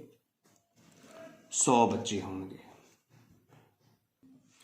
5ਵਾਂ ਸਵਾਲ ਦੇਖੋ ਕਿੰਨਾ ਸੌਖਾ ਹੈ। ਆਇਤਾਕਾਰ ਬਕਸੇ ਦੀ ਲੰਬਾਈ ਵੀ ਦਿੱਤੀ ਹੈ, ਚੌੜਾਈ ਵੀ ਦਿੱਤੀ ਹੈ, ਅਤੇ ਖੇਤਰਫਲ ਪੁੱਛ ਰਿਹਾ। ਸਾਰਿਆਂ ਨੂੰ ਪਤਾ ਖੇਤਰਫਲ ਕੀ ਹੁੰਦਾ ਹੈ? ਲੰਬਾਈ ਅਤੇ ਚੌੜਾਈ ਦੀ ਗੁਣਾ। ਮੈਥ ਵਾਲਾ ਅੱਖਰ ਮੈਥ ਵਾਲੇ ਨਾਲ ਗੁਣਾ ਹੋਏਗਾ, 6 5 30, ਅਤੇ ਇਹ ਮਿਲ ਗਏ a ਦੀ ਘਾਤ 2। ਦੇਖੋ ਕਿਹੜਾ ਆਪਸ਼ਨ ਹੈ? ਪਹਿਲਾ ਹੀ ਆਪਸ਼ਨ ਤੁਹਾਡਾ ਆਨਸਰ ਹੈ, ਜੋ ਕਿ ਤੁਸੀਂ ਭਰ ਦਿੱਤਾ ਹੈ। 5 ਪਾਰਟ ਕੰਪਲੀਟ ਹੋ ਗਏ। 6ਵਾਂ ਪਾਰਟ ਧਿਆਨ ਨਾਲ ਦੇਖਣਾ ਹੈ। 4 ਮਜ਼ਦੂਰ ਇੱਕ ਦੀਵਾਰ ਨੂੰ 10 ਦਿਨ ਵਿੱਚ ਪੂਰਾ ਕਰ ਰਹੇ। ਬੇਟਾ 4 ਮਜ਼ਦੂਰ ਇੱਕ ਦੀਵਾਰ ਨੂੰ 10 ਦਿਨਾਂ 'ਚ ਪੂਰਾ ਕਰਦੇ ਨੇ। ਤੁਸੀਂ ਚਾਹੁੰਦੇ ਹੋ ਕਿ ਦੀਵਾਰ 5 ਦਿਨ 'ਚ ਪੂਰੀ ਹੋ ਜਾਏ। ਹੁਣ ਦੇਖੋ 10 ਦਿਨ ਦੇ ਵਿੱਚ ਜਿਹੜਾ ਕੰਮ ਹੋ ਰਿਹਾ ਸੀ ਤੁਸੀਂ 5 ਦਿਨ 'ਚ ਕਰਨਾ ਚਾਹੁੰਦੇ ਹੋ, ਤਾਂ ਮਤਲਬ ਬੰਦੇ ਡਬਲ ਕਰਨੇ ਪੈਣਗੇ, 4 ਮਜ਼ਦੂਰ ਹੋਰ ਲਿਆਉਣੇ ਪੈਣੇ ਆ। ਤਾਂ ਉਹੀ ਕਹਿ ਰਿਹਾ ਕਿ ਕਿੰਨੇ ਹੋਰ ਮਜ਼ਦੂਰਾਂ ਦੀ ਲੋੜ ਪਵੇਗੀ? 4 ਮਜ਼ਦੂਰਾਂ ਦੀ। 4 ਆਪਸ਼ਨ ਆਇਆ। 7ਵਾਂ ਭਾਗ ਦੇਖੋ। ਇੱਕ ਟਰੱਕ 25 ਮਿੰਟ ਵਿੱਚ 14 ਕਿਲੋਮੀਟਰ ਦੀ ਦੂਰੀ ਤੈਅ ਕਰਦਾ ਹੈ ਅਤੇ 50 ਮਿੰਟ ਵਿੱਚ ਕਿੰਨੀ ਕਰੇਗਾ? ਬੇਟਾ ਜੇ 25 'ਚ 14 ਕਰ ਰਿਹਾ ਤਾਂ 50 'ਚ ਡਬਲ ਕਰੇਗਾ। 14 ਦਾ 14, 14 ਜਮਾ 14, 28। ਕਿੰਨਾ ਹੀ ਸੌਖਾ ਸਵਾਲ ਪੁੱਛਿਆ ਗਿਆ, 28 ਕਿਲੋਮੀਟਰ ਕਰੇਗਾ। ਅਖੀਰਲਾ ਭਾਗ 8ਵਾਂ ਭਾਗ ਕਰਨ ਜਾ ਰਹੇ ਹਾਂ। 8 ਰੁਪਏ ਅਤੇ 50 ਪੈਸੇ। ਬੇਟਾ ਇੱਥੇ ਰੁਪਏ ਹੈ, ਇਹਨੂੰ ਵੀ ਪੈਸੇ ਬਣਾ ਲਓ, 800 ਪੈਸੇ ਹੋ ਗਏ। ਹੁਣ ਕੀ ਕਰਨਾ? 800 ਪੈਸੇ ਅਤੇ 50 ਪੈਸੇ ਦਾ ਅਨੁਪਾਤ ਕਰਨਾ। 0 0 ਕੱਟਿਆ ਗਿਆ, 5 × 5 16 5 80, ਅਨੁਪਾਤ ਆ ਗਿਆ 16:1। ਤੁਹਾਡਾ ਆਨਸਰ। ਇਸ ਤਰ੍ਹਾਂ ਅਸੀਂ 32 ਨੰਬਰ ਦੀ ਤਿਆਰੀ ਇਸ ਵੀਡੀਓ ਦੇ ਵਿੱਚ ਕਰ ਚੁੱਕੇ ਹਾਂ, ਜਿਹਦੇ ਵਿੱਚ ਅਸੀਂ 8 16 क्वेश्चन बहुविकल्पी, 8 क्वेश्चन सही गलत ਤੇ 8 ਖਾਲੀ ਥਾਂ ਕੰਪਲੀਟ ਕਰ ਚੁੱਕੇ ਹਾਂ। ਹੁਣ ਭਾਗ ਐੜਾ ਵੀ ਇਸੇ ਵੀਡੀਓ ਦੇ ਵਿੱਚ ਅਸੀਂ ਕਰ ਲਾਂਗੇ। ਭਾਗ ਐੜੇ ਵਿੱਚ ਸਾਡੇ ਕੋਲ ਕੁੱਲ ਨੰਬਰ ਆਫ ਸਵਾਲ ਜਿਹੜੇ ਹੁੰਦੇ ਨੇ 8 ਹੁੰਦੇ ਨੇ ਬੇਟਾ, ਜੋ ਕਿ 2-2 ਨੰਬਰ ਦੇ ਨੇ। ਇਹਦਾ ਮਤਲਬ 16 ਨੰਬਰ ਦੀ ਹੋਰ ਤਿਆਰੀ 32 ਤੇ 16 48 ਨੰਬਰ ਤੁਹਾਡੇ ਇਸ ਵੀਡੀਓ ਦੇ ਵਿੱਚ ਤਿਆਰ ਹੋ ਰਹੇ ਹੈ। ਹੁਣ ਤੁਸੀਂ ਆਪਣਾ ਭਾਗ ਐੜੇ ਵੱਲ ਚੱਲਦੇ ਹਾਂ, ਧਿਆਨ ਨਾਲ ਦੇਖਣਾ ਹੈ। ਇਹ ਤੁਹਾਡੇ ਸਾਹਮਣੇ ਭਾਗ ਐੜਾ ਹੈ ਬੇਟਾ, ਜਿਹਦੇ ਵਿੱਚ 4 ਤੋਂ ਲੈ ਕੇ 11 ਤੱਕ ਦੇ ਸਵਾਲ ਹੋਣਗੇ 2-2 ਅੰਕਾਂ ਵਾਸਤੇ। ਚੌਥਾ ਸਵਾਲ ਦੇਖੋ 2 ਨੰਬਰ ਵਾਸਤੇ 3/10 ਅਤੇ 9/10 ਦੇ ਵਿਚਕਾਰ ਦੋ ਪਰਿਮੇਯ ਸੰਖਿਆਵਾਂ ਲਿਖੋ। ਬੇਟਾ ਦੇਖੋ ਥੱਲੇ ਹਰ ਬਰਾਬਰ ਨੇ, ਫਿਰ ਤਾਂ ਕੰਮ ਹੀ ਬੜਾ ਸੌਖਾ ਹੋ ਗਿਆ। 3/10 ਅਤੇ 9/10 ਦੇ ਵਿਚਕਾਰ ਹੋ ਗਈ। 3 ਤੋਂ ਬਾਅਦ ਕੀ ਹੁੰਦਾ ਬੇਟਾ 4/10 ਤੇ 5/10। ਬਸ ਦੇਖੋ ਆਨਸਰ ਵੀ ਆ ਗਿਆ, ਕੁਝ ਕਰਨਾ ਹੀ ਨਹੀਂ ਸੀ। 3/10 ਤੇ 9/10 ਦੇ ਵਿਚਕਾਰ ਦੋ ਸੰਖਿਆਵਾਂ ਲਿਖਣੀਆਂ ਸੀ। 4/10, 5/10, 6/10, 7/10, 8/10 ਕੋਈ ਵੀ ਲਿਖ ਸਕਦੇ ਸੀਗੇ। ਆਪਾਂ 2 ਲਿਖਣੀਆਂ ਸੀ, ਕੋਈ ਵੀ ਲਿਖ ਚੁੱਕੇ ਹਾਂ। ਇਸੇ ਤਰ੍ਹਾਂ ਚੌਥਾ ਕੁਐਸਚਨ ਕੰਪਲੀਟ। ਪੰਜਵੇਂ ਕੁਐਸਚਨ ਵੱਲ, ਦਿੱਤੇ ਸਮਾਂਤਰ ਚਤੁਰਭੁਜ ਵਿੱਚ y ਦਾ ਮੁੱਲ ਪਤਾ ਕਰੋ। ਦੇਖੋ ਆਹ ਸਮਾਂਤਰ ਚਤੁਰਭੁਜ ਤੁਹਾਡੇ ਕੋਲ ਤੁਹਾਨੂੰ ਦਿਖ ਰਿਹਾ ਸਾਫ਼ ਹੀ। ਸਾਨੂੰ y ਦਾ ਮੁੱਲ ਪੁੱਛਿਆ ਜਾ ਰਿਹਾ ਬੇਟਾ, ਆਹ ਵਾਲੇ y ਦਾ। ਤੇ ਤੁਹਾਨੂੰ ਪਤਾ ਹੋਣਾ ਚਾਹੀਦਾ ਕਿ ਸਮਾਂਤਰ ਚਤੁਰਭੁਜ ਦੇ ਆਮਣੇ ਸਾਹਮਣੇ ਵਾਲੇ ਕੋਣ ਬਰਾਬਰ ਹੁੰਦੇ ਨੇ। ਇਹਦਾ ਮਤਲਬ y ਵੀ ਕਿੰਨਾ ਹੋਏਗਾ 80 ਡਿਗਰੀ ਹੀ ਹੋਏਗਾ। ਇਹਦਾ ਮਤਲਬ y ਦਾ ਮੁੱਲ ਕਿੰਨਾ ਹੋ ਗਿਆ 80 ਡਿਗਰੀ। ਕਾਰਨ ਕੀ ਲਿਖੋਗੇ ਕਿ ਸਮਾਂਤਰ ਚਤੁਰਭੁਜ ਦੇ ਆਮਣੇ ਸਾਹਮਣੇ ਵਾਲੇ ਕੋਣ ਬਰਾਬਰ ਹੁੰਦੇ ਹਨ। ठीक है बेटा जी। Opposite angles of parallelogram are equal. 2 number ਤੇ 2 नंबर देखो कितने सौखे ਸੀਗੇ, बस थोड़ी जी नॉलेज चाहिए है। ਹੁਣ अगला सवाल देखो बहुत ही सौखा, 4096 का वर्गमूल पता करो।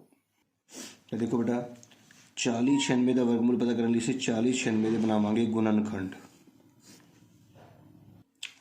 तो बेटा देखो गुणनखंड बनाने का तरीका तुहानूं याद ही होएगा, मैं तुहानूं दस्सिया सीगा। सिर्फ आप 2 का पढ़ा लै सकते हैं। भाज्य संख्यावां 3 5 7 11 यही पहाड़े ले सकते हैं। ਹੁਣ 2 ਦੀ ਭਾਜਯੋਗਤਾ ਕੀ ਸੀਗੀ, ਜੇ ਅਖੀਰ ਦੇ ਵਿੱਚ 0 2 4 6 ਕੀ ਹੋਵੇ, ਅਖੀਰ ਦੇ ਵਿੱਚ 0 ਆ ਜਾਵੇ, 2 ਆ ਜਾਵੇ, 4 ਆ ਜਾਵੇ, 6 ਆ ਜਾਵੇ ਜਾਂ 8 ਆ ਜਾਵੇ, ਤਾਂ ਤੁਸੀਂ 2 ਨਾਲ ਹੀ ਹਮੇਸ਼ਾ ਭਾਗ ਕਰਨੀ ਹੈ। ਤੇ ਸਾਡੇ ਕੋਲ 6 ਆ ਗਿਆ। ਇਹਦਾ ਮਤਲਬ ਹੁਣ 4096 ਨੂੰ ਅਸੀਂ 2 ਨਾਲ ਭਾਗ ਕਰਾਂਗੇ। 2 दूनी 4, ਬਕਾਇਆ ਕੁਛ ਨਹੀਂ, ਉੱਪਰ ਉਤਾਰ ਲਿਆ 0, 0 ਦਾ ਉੱਪਰ 0 ਲੱਗ ਗਿਆ, 9 ਫਿਰ ਉਤਾਰ ਲਿਆ, 2 ਚੌਕੇ 8, ਬਕਾਇਆ 1, ਉੱਪਰ ਉਤਾਰ ਲਿਆ 6, 2 8 16। ਇਹਦਾ ਮਤਲਬ ਸਾਡੇ ਕੋਲ 2 ਨਾਲ ਭਾਗ ਕਰਕੇ ਕਿੰਨਾ ਆਇਆ 2 0 4 8। ਇਸੇ ਤਰ੍ਹਾਂ ਇਹਦੇ ਅਖੀਰ 'ਚ ਹਜੇ ਵੀ 8 ਹੀ ਹੈ, ਫਿਰ 2 ਨਾਲ ਭਾਗ ਕਰਨੀ ਹੈ ਬੇਟਾ। ਭਾਗ ਕਰਕੇ ਦੇਖਿਓ ਤੁਹਾਡੇ ਕੋਲ 1 0 2 4 ਆ ਜਾਏਗਾ। ਫਿਰ ਅਖੀਰ 'ਚ 4 ਹੀ ਹੈ, ਦੇਖੋ ਫਿਰ 2 ਨਾਲ ਹੀ ਭਾਗ ਕਰਨਾ ਆ। ਭਾਗ ਕਰਕੇ 512 ਆਏਗਾ, ਫਿਰ 2 ਨਾਲ ਭਾਗ ਹੀ ਕਰਨਾ ਹੈ ਕਿਉਂਕਿ ਅਖੀਰ 'ਚ 2 ਹੈ। ਤੇ ਤੁਹਾਡੇ ਕੋਲ ਭਾਗ ਕਰਕੇ ਆ ਜਾਏਗਾ 256। ਅਖੀਰ 'ਚ 6 ਹੈ ਅਜੇ ਵੀ, ਫਿਰ 2 ਨਾਲ ਹੀ ਭਾਗ ਕਰਨੀ ਹੈ, 128 ਆ ਜਾਏਗਾ। ਭਾਗ ਕਰੀ ਜਾਓ ਤੁਸੀਂ। 2 ਨਾਲ ਭਾਗ ਕੀਤਾ 64 ਆ ਜਾਏਗਾ, ਫਿਰ 2 ਨਾਲ ਭਾਗ ਕੀਤਾ 32 ਆ ਜਾਏਗਾ, ਫਿਰ 2 ਨਾਲ ਭਾਗ ਕੀਤਾ ਅਖੀਰ 'ਚ ਦੇਖੋ ਉਹੀ ਆ ਰਿਹਾ ਨਾ ਬਾਰ ਬਾਰ 2 0 2 4 6 8। ਤਾਂ 2 ਨਾਲ ਹੀ ਭਾਗ ਕਰੀ ਜਾਣੀ ਹੈ। ਖਤਮ ਹੋ ਗਿਆ ਬੇਟਾ। ਹੁਣ ਵਰਗਮੂਲ ਦਾ ਕੰਮ ਕੀ ਹੁੰਦਾ, ਦੇਖੋ ਵਰਗਮੂਲ ਕੀ ਕਰਨਾ ਅਸੀਂ ਇੱਥੇ ਲਿਖਾਂਗੇ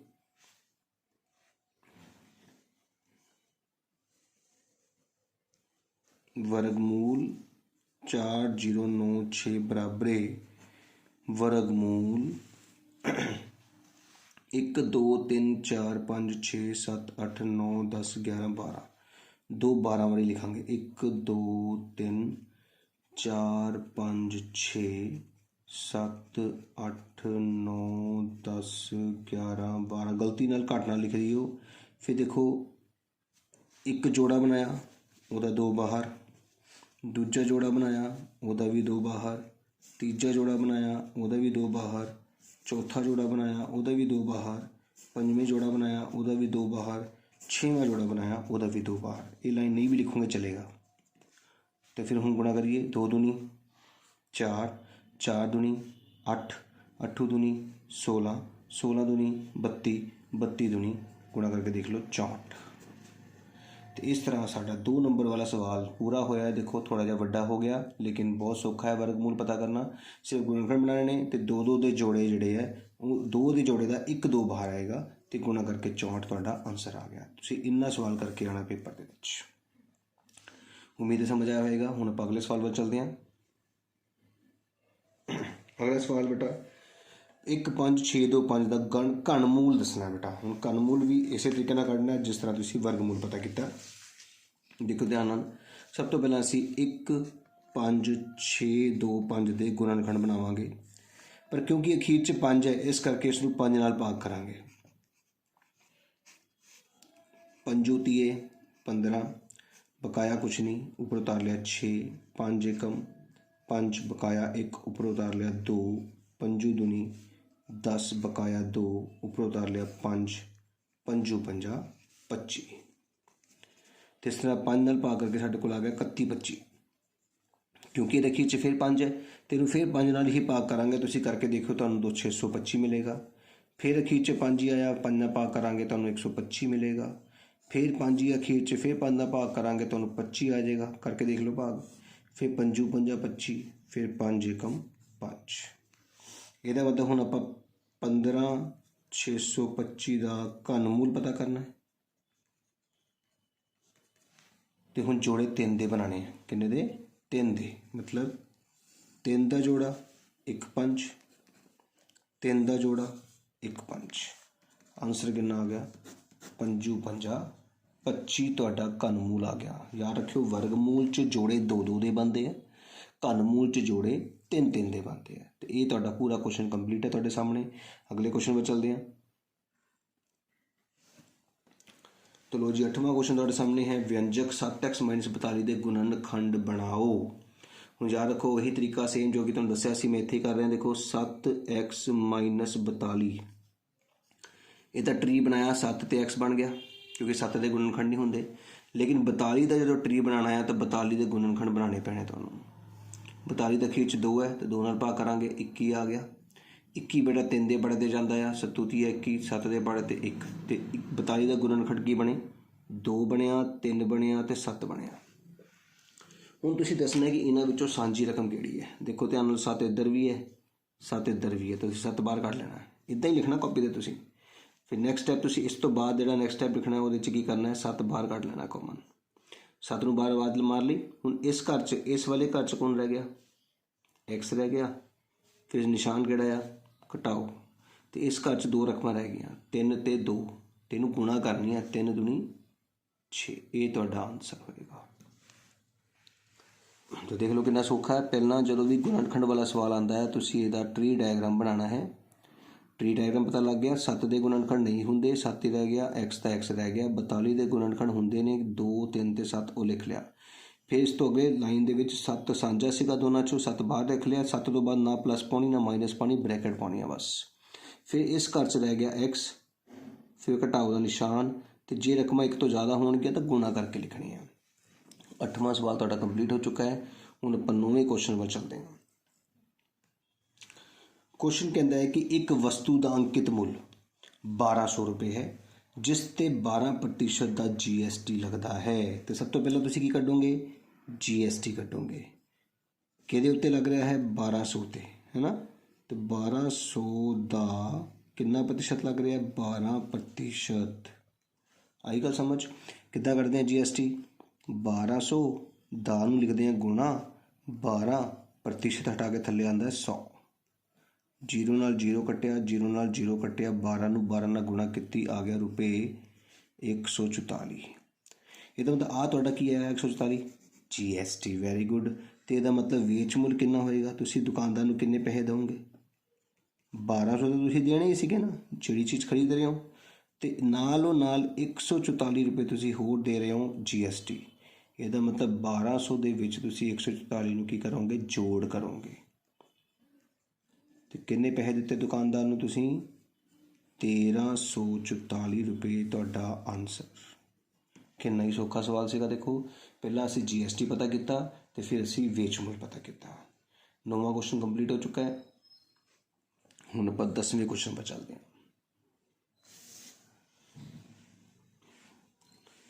14 मीटर ਉੱਚੇ ਇੱਕ ਬਿਜਲੀ ਦਾ ਖੰਭਾ ਜਿਸ ਦਾ ਪਰਛਾਵਾਂ 10 ਮੀਟਰ ਹੈ, ਸਮਾਨ ਸਥਿਤੀ ਵਿੱਚ ਉਸ ਰੁੱਖ ਦੀ ਉਚਾਈ ਪਤਾ ਕਰੋ ਜਿਸ ਦਾ ਪਰਛਾਵਾਂ 15 ਮੀਟਰ ਹੈ। ਧਿਆਨ ਨਾਲ ਸਮਝਣਾ ਕੁਐਸਚਨ। ਦੇਖੋ ਬੇਟਾ, ਇਹਨੂੰ ਕਰਨ ਦਾ ਬਹੁਤ ਹੀ ਸੌਖਾ ਢੰਗ ਦੇ ਰਿਹਾ ਤੁਹਾਨੂੰ। ਦੇਖੋ 14 ਮੀਟਰ ਕੀ ਹੈ, ਖੰਭੇ ਦੀ ਉਚਾਈ ਹੈ ਨਾ, ਤੇ ਅਸੀਂ ਇੱਥੇ ਲਿਖਣਾ ਹੈ ਖੰਭੇ ਦੀ ਉਚਾਈ ਤੇ ਪਰਛਾਵਾਂ, ਦੋ ਹੀ ਗੱਲਾਂ ਕਰ ਰਿਹਾ। ਖੰਭੇ ਦੀ ਉਚਾਈ ਹੈ 14 ਮੀਟਰ, ਪਰਛਾਵਾਂ ਹੈ 10 ਮੀਟਰ। ਠੀਕ ਹੈ, ਇਸ ਤਰ੍ਹਾਂ ਅਸੀਂ ਡੱਬਾ ਬਣਾ ਲੈਣਾ ਹੈ ਕਾਪੀ ਦੇ ਉੱਤੇ। ਹੁਣ ਦੇਖੋ ਸਮਾਨ ਸਥਿਤੀ ਵਿੱਚ ਰੁੱਖ ਦੀ ਉਚਾਈ ਪਤਾ ਕਰਨੀ ਹੈ, ਤਾਂ ਉਚਾਈ ਦੇ ਖਾਨੇ ਵਿੱਚ ਪਤਾ ਕਰਨਾ ਦਾ ਮਤਲਬ x ਲਗਾ ਦੇਣਾ ਹੈ, ਤੇ ਪਰਛਾਵਾਂ 15 ਹੈ ਤਾਂ ਪਰਛਾਵੇਂ ਦੇ ਖਾਨੇ ਵਿੱਚ 15 ਲਿਖ ਦੇਣਾ ਹੈ। ਆਈ ਗੱਲ ਸਮਝ ਕਿਸ ਤਰ੍ਹਾਂ ਡੱਬਾ ਬਣਾਇਆ ਬੇਟਾ। 14 ਮੀਟਰ ਕੀ ਸੀ ਉਚਾਈ ਸੀਗੀ, ਤੇ ਉਚਾਈ ਦੇ ਖਾਨੇ ਵਿੱਚ 14 ਲਿਖਣਾ ਹੈ, ਤੇ 10 ਮੀਟਰ ਕੀ ਸੀ ਪਰਛਾਵਾਂ ਸੀਗਾ, ਤਾਂ 10 ਮੀਟਰ ਪਰਛਾਵੇਂ ਦੇ ਖਾਨੇ 'ਚ ਲਿਖਣਾ ਹੈ। ਇਹ ਹੋ ਗਈ ਤੁਹਾਡੀ ਖੰਭੇ ਦੀ ਗੱਲ। ਇੱਥੇ ਆ ਗਿਆ ਖੰਭਾ, ਇੱਥੇ ਆ ਗਿਆ ਪੇੜ ਰੁੱਖ। ਹੁਣ ਰੁੱਖ ਦੀ ਉਚਾਈ ਇੰਨੀ ਆ ਤੇ ਪਰਛਾਵਾਂ ਇੰਨਾ ਹੈ।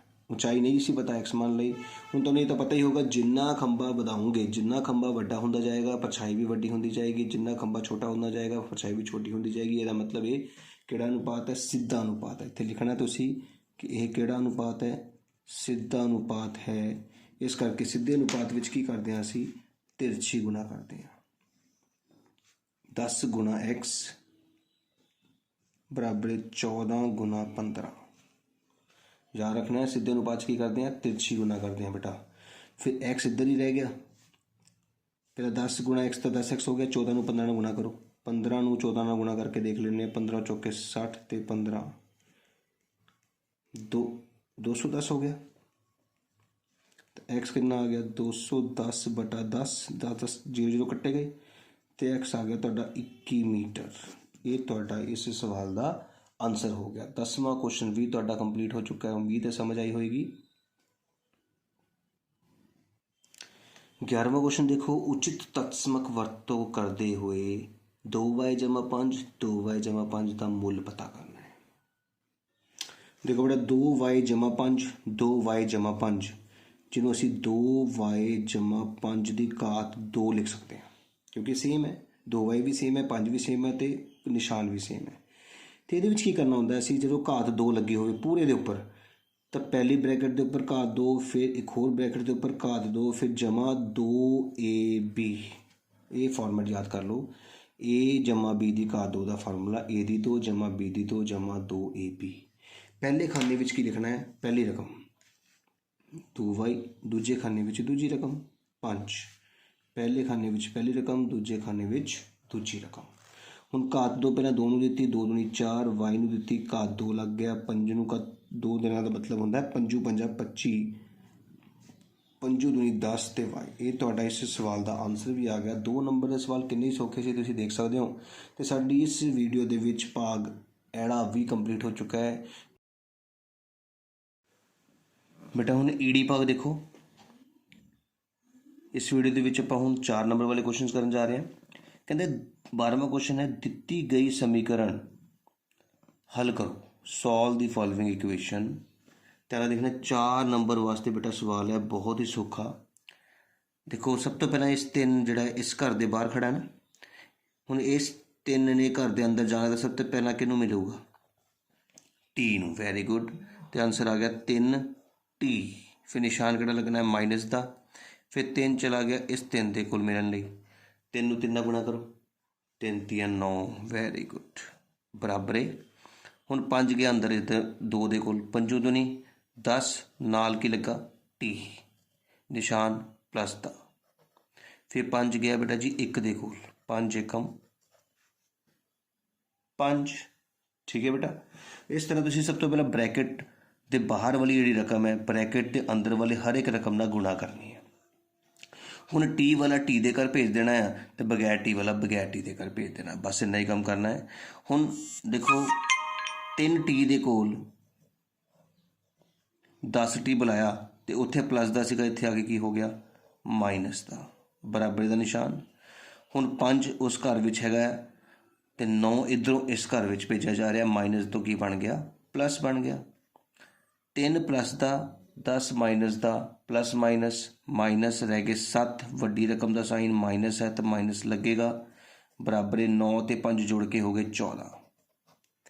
7 भाग करेगा जाके, जो कोई रकम भाग करती है बेटा तो वह साइन चेंज नहीं होंदा, जिदा का है उदा का ही रहता है।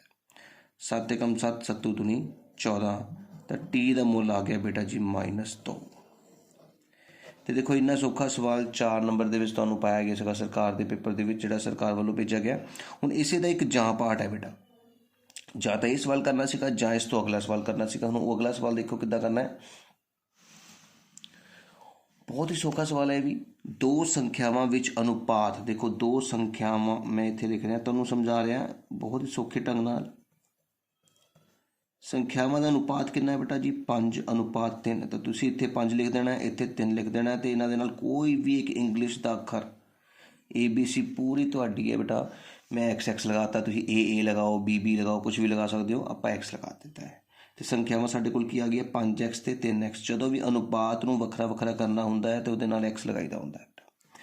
हुण जेकर उन्हां विच अंतर, इन्हां विच अंतर, तो 5X ते 3X नूं घटाया तो अंतर के बराबर आ गया 18। इस तो सौखा की हो सकता है। देखो दो संख्यावां का अनुपात दिता सीगा, X ला के उन्होंने वखरा किया तो उन्होंने अंतर क्या सी, मैं घटाओ की 5X तो 3X घटाए 2X आ गए, बराबर किन्ने 18।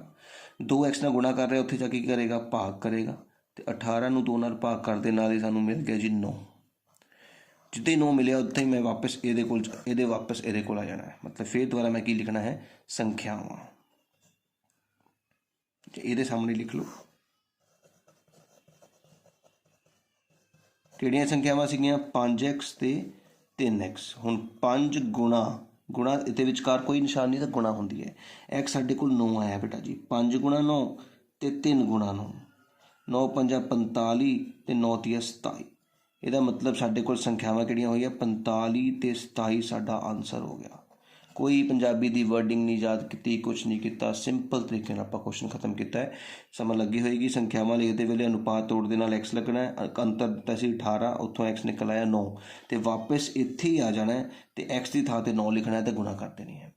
तो इस तरह साडा 12वां क्वेश्चन 4 नंबर वाला कंप्लीट हो चुका है। हुण 13वें क्वेश्चन में चलते हैं बेटा। 13वां क्वेश्चन साडे कोल है चौथे चैप्टर का, जिसदे विच असीं रचनावां करनियां ने, एक समचतुर्भुज की रचना करनी है तो एक चतुर्भुज की रचना करनी है। ये जो 13वां क्वेश्चन है बेटा, मैं हुण तुहानूं इस वीडियो के विच बना के नहीं दिखा रहा क्योंकि इस नाल वीडियो बहुत ही लंबी हो सकती है। तो ये जिहड़ा चैप्टर है चौथा, तुसीं मेरी चौथे चैप्टर की वीडियो के विच देख सकते हो। मैं चौथे चैप्टर के हर एक सवाल की वीडियो बनाई हुई है ऑलरेडी, मेरे चैनल पर ऑलरेडी पई हुई है। जेकर तुहानूं नहीं मिलती है तो तुसीं मैनूं इस नंबर पर मैसेज करके मंगवा सकते हो व्हाट्सएप के उत्ते, मैं तुहानूं भेज दूँगा। तुसीं अपना नाम तो क्लास लिख के भेज दिओ मैनूं इस व्हाट्सएप नंबर पर। इस तरह तुहाडा ये जिहड़ा क्वेश्चन है ये चौथा चैप्टर के विचों एक 4 नंबर का क्वेश्चन आना है। तो मैं वैसे चौथे चैप्टर की एक सिंगल वीडियो के विच भी इंपॉर्टेंट क्वेश्चन दसे हुए हैं, तुसीं वो भी मेरे तो मंगवा सकते हो।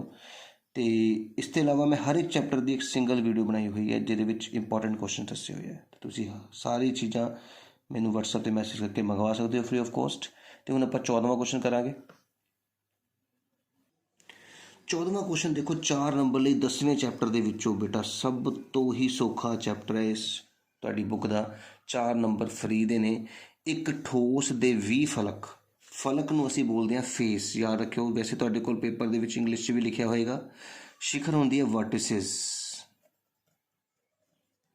ते किनारे होंदे एजिस। तो हुण इस तो सानूं की पता लगा कि साडा F जिहड़ा है, F की वैल्यू कितनी है 20 है। F बराबर 20 दिता होया है, 20 बराबर 12 दिता होया है। तो असी ई पता करना है, ई सानू नहीं पता, क्वेश्चन मार्क है। इन क्वेश्चन मार्क है बेटा, ये सही पता करना है। क्वेश्चन मार्क लगाया मैं किसी होर ना समझ लियो तुसीं। फार्मूला याद करो, F जमा V बराबर E जमा 2। तुसीं याद किया होएगा, यूलर फार्मूला बोलते हैं आपां। F जमा V बराबर E जमा 2। F के थले F भरना है, V के थले V भरना है। V कितना है 12, E सानू नहीं पता, E ही रहने देना है जमा 2। 12 ते 20 जोड़े 32, तो आ 2 प्लस का इत्थे आके घटाओ हो गया। तो कितना आंसर आ गया बेटा जी, ई का आंसर आ गया 30, जो कि साढ़े 4 नंबर का क्वेश्चन कंप्लीट हो गया। उम्मीद है तुहानूं समझ आया होगा। 15वें क्वेश्चन पर चलते हैं। बहुत ही सौखा सवाल, सरल करो, हल करो, सॉल्व इट। बेटा जो देखो किसी भी रकम के उपर घात माइनस में हो तो उस ते थले कुछ नहीं है तो एक लगा दो। पहला देखो एक लगा दिता, लगा सकते हैं आप किसी के भी नीचे एक। हुण याद रखो जो भी किसी रकम के उपर घात माइनस हो ना तो उस रकम को उल्ट दो, मतलब हर नूं थलड़ी रकम उपर लिख दो, उपरली रकम थले रख दो। ये की होंदा है, घात का माइनस हट जाता है। बस ये ध्यान रखना है। इसलिए मैं किया, देखो एक उपर कर लिया, 5 थले कर लिया, घात का माइनस हट गया, एक रह गई। इदां ही एक उपर 2 थले घात का माइनस हट गया। इदां ही एक उपर 6 थले घात का माइनस हट गया। उम्मीद समझ आई होएगी। हुण किसी की घात एक होवे मतलब उन्हें एक बार लिखना, इनू भी एक बार लिखना, इनू भी एक बार लिखना। उपर वाला उपर वाले नाल गुणा हुंदा है, 1 गुणा 1 1 1 गुणा 1 1, 5 दूनी 10 10 छिके 60। लो जी 4 नंबर का सवाल साडा देखो कितना ही सौखा आया सी। सौखा ही पेपर होएगा, बस तुसीं थोड़ी सी तैयारी करनी है। हुण आपां करन लगे हां इहदा जां पार्ट। बेटा सानूं इहदे नाल एक ऑप्शन मिलेगी, जिहड़ी ऑप्शन बहुत ही सौखी है। तुसीं देखो ध्यान नाल, सानूं ऑप्शन किहड़ी मिली है, सानूं मिलान करो मिलिया है। बेटा मिलान करो ध्यान नाल देखो, हुण इन्हां दे विचकार जोड़ है, इन्हां दे विचकार गुणा है। इस तरह के क्वेश्चन दिते गए हैं। सब तो पहला तुहानूं गुणा करनी आती है ना। 4 दूनी 8, कित्थे 8 देखो, तो फिर सोचण की लोड़ ही नहीं, तुहाडा मिलान हो गया। एक तो साडा सही होया ना। हुण सोचो माइनस माइनस की होंदा है, माइनस माइनस हमेशा प्लस होंदा है, पता ना। 2 घटाओ दे निशान प्लस बन जाते हैं। ਇਹਦਾ मतलब 4 ਤੇ 2 6 होगा। 6 कितने है देखो, लो जी ਤੁਹਾਡਾ 2 हो गए कंप्लीट। ਹੁਣ ਇੱਧਰ ਆ ਜਾਓ, ਸਾਡੇ 2 बच गए।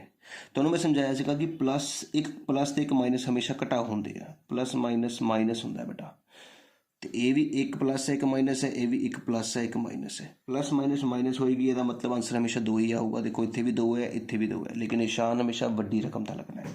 इत्थे वड्डी रकम का निशान प्लस है, इस करके प्लस 2 है। इत्थे वड्डी रकम का निशान माइनस है, इस करके माइनस 2 है। इस तरह से मिलान करो भी 4 नंबर लिए कंप्लीट कर लिया। 15वां क्वेश्चन कंप्लीट हो गया। हम 16वें वाल चलते हैं।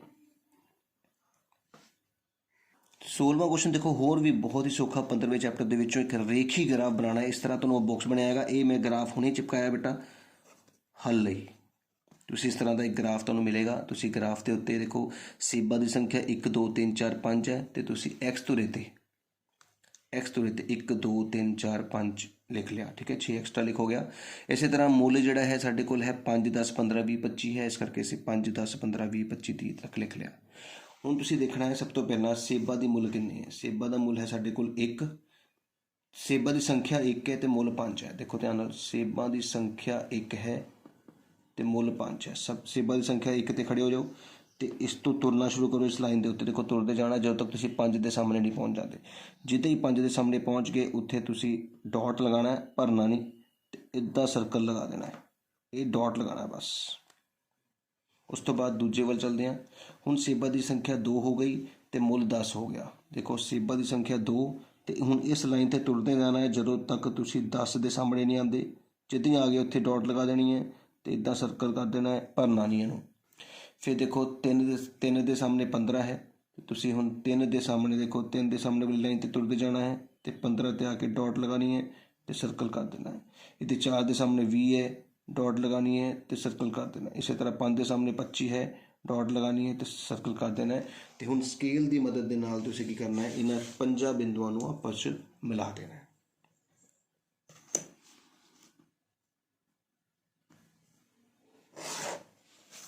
इनू आप कहने जी रेखी ग्राफ। खत्म, इन्ना जा काम सीगा। 4 नंबर का क्वेश्चन सीगा तुहाडे सामने है, तो किन्ने सौखे ढंग नाल कंप्लीट हो गया। हुण आपां भाग जिहड़ा ईड़े सीगा 4 नंबर वाले, ये सारे क्वेश्चन साडे कंप्लीट हो चुके हैं। हुण साडे कोल भाग सस्सा आना है बेटा, जिहदे विच 6 नंबर के 2 सवाल पूछे जाणगे, तो असीं उन्हां दा जवाब देना है। तो असीं वो भी इस वीडियो के विच कंप्लीट करन लगे हैं, ध्यान नाल देखना है। देखो जी पहला क्वेश्चन साढ़े को 6 नंबर वास्ते आया है पाई चार्ट बनाने वाला। पाई चार्ट जो भी बना लिया आएगा तो इस तरह एक डब्बा मिलेगा। तो इस डब्बे में सॉल्व करना है किस तरह। हम देखो ध्यान नाल, देखो बेटा तुसीं इस तरह बॉक्स बना लेना है, जिहदे विच तुसीं ਜਿਹੜੀ ਭਾਸ਼ਾਵਾਂ ਨੇ ਹਿੰਦੀ, ਅੰਗਰੇਜ਼ੀ, ਮਰਾਠੀ, ਤਾਮਿਲ, ਬੰਗਾਲੀ ਤੇ ਜੋੜ ਉਹ ਇਸ ਤਰ੍ਹਾਂ ਲਿਖ ਦੇਣਾ ਦੇਖੋ, ਤੇ ਉਸ ਦੇ ਨਾਲ ਵਿਦਿਆਰਥੀਆਂ ਦੀ ਗਿਣਤੀ ਵੀ ਲਿਖ ਦੇਣੀ ਹੈ। ਹੁਣ ਤੁਸੀਂ ਧਿਆਨ ਨਾਲ ਦੇਖਣਾ ਸਵਾਲ ਕਿੱਦਾਂ ਕਰਨਾ ਹੈ।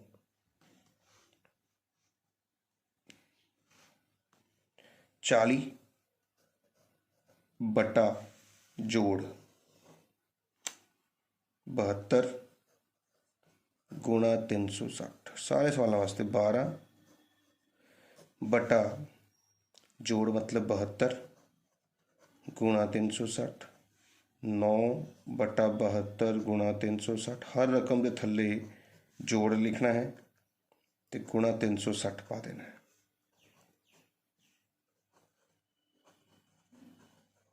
ਠੀਕ ਹੈ ਬੇਟਾ ਜੀ। ਹੁਣ 72 ਦੇ ਪਾੜੇ ਤੇ 5 ਤੇ ਕੱਟਦਾ 360, ਤੇ ਸਿੱਧਾ ਹੀ 5 ਤੇ ਕੱਟਣਾ ਹੈ ਬੇਟਾ। ਛੋਟੀ ਛੋਟੀ ਕਟਿੰਗ ਕਰਨ 'ਚ ਗਲਤੀ ਨਹੀਂ ਕਰਨੀ। 72 ਪੰਜਾ 360 ਹੁੰਦਾ ਹੈ।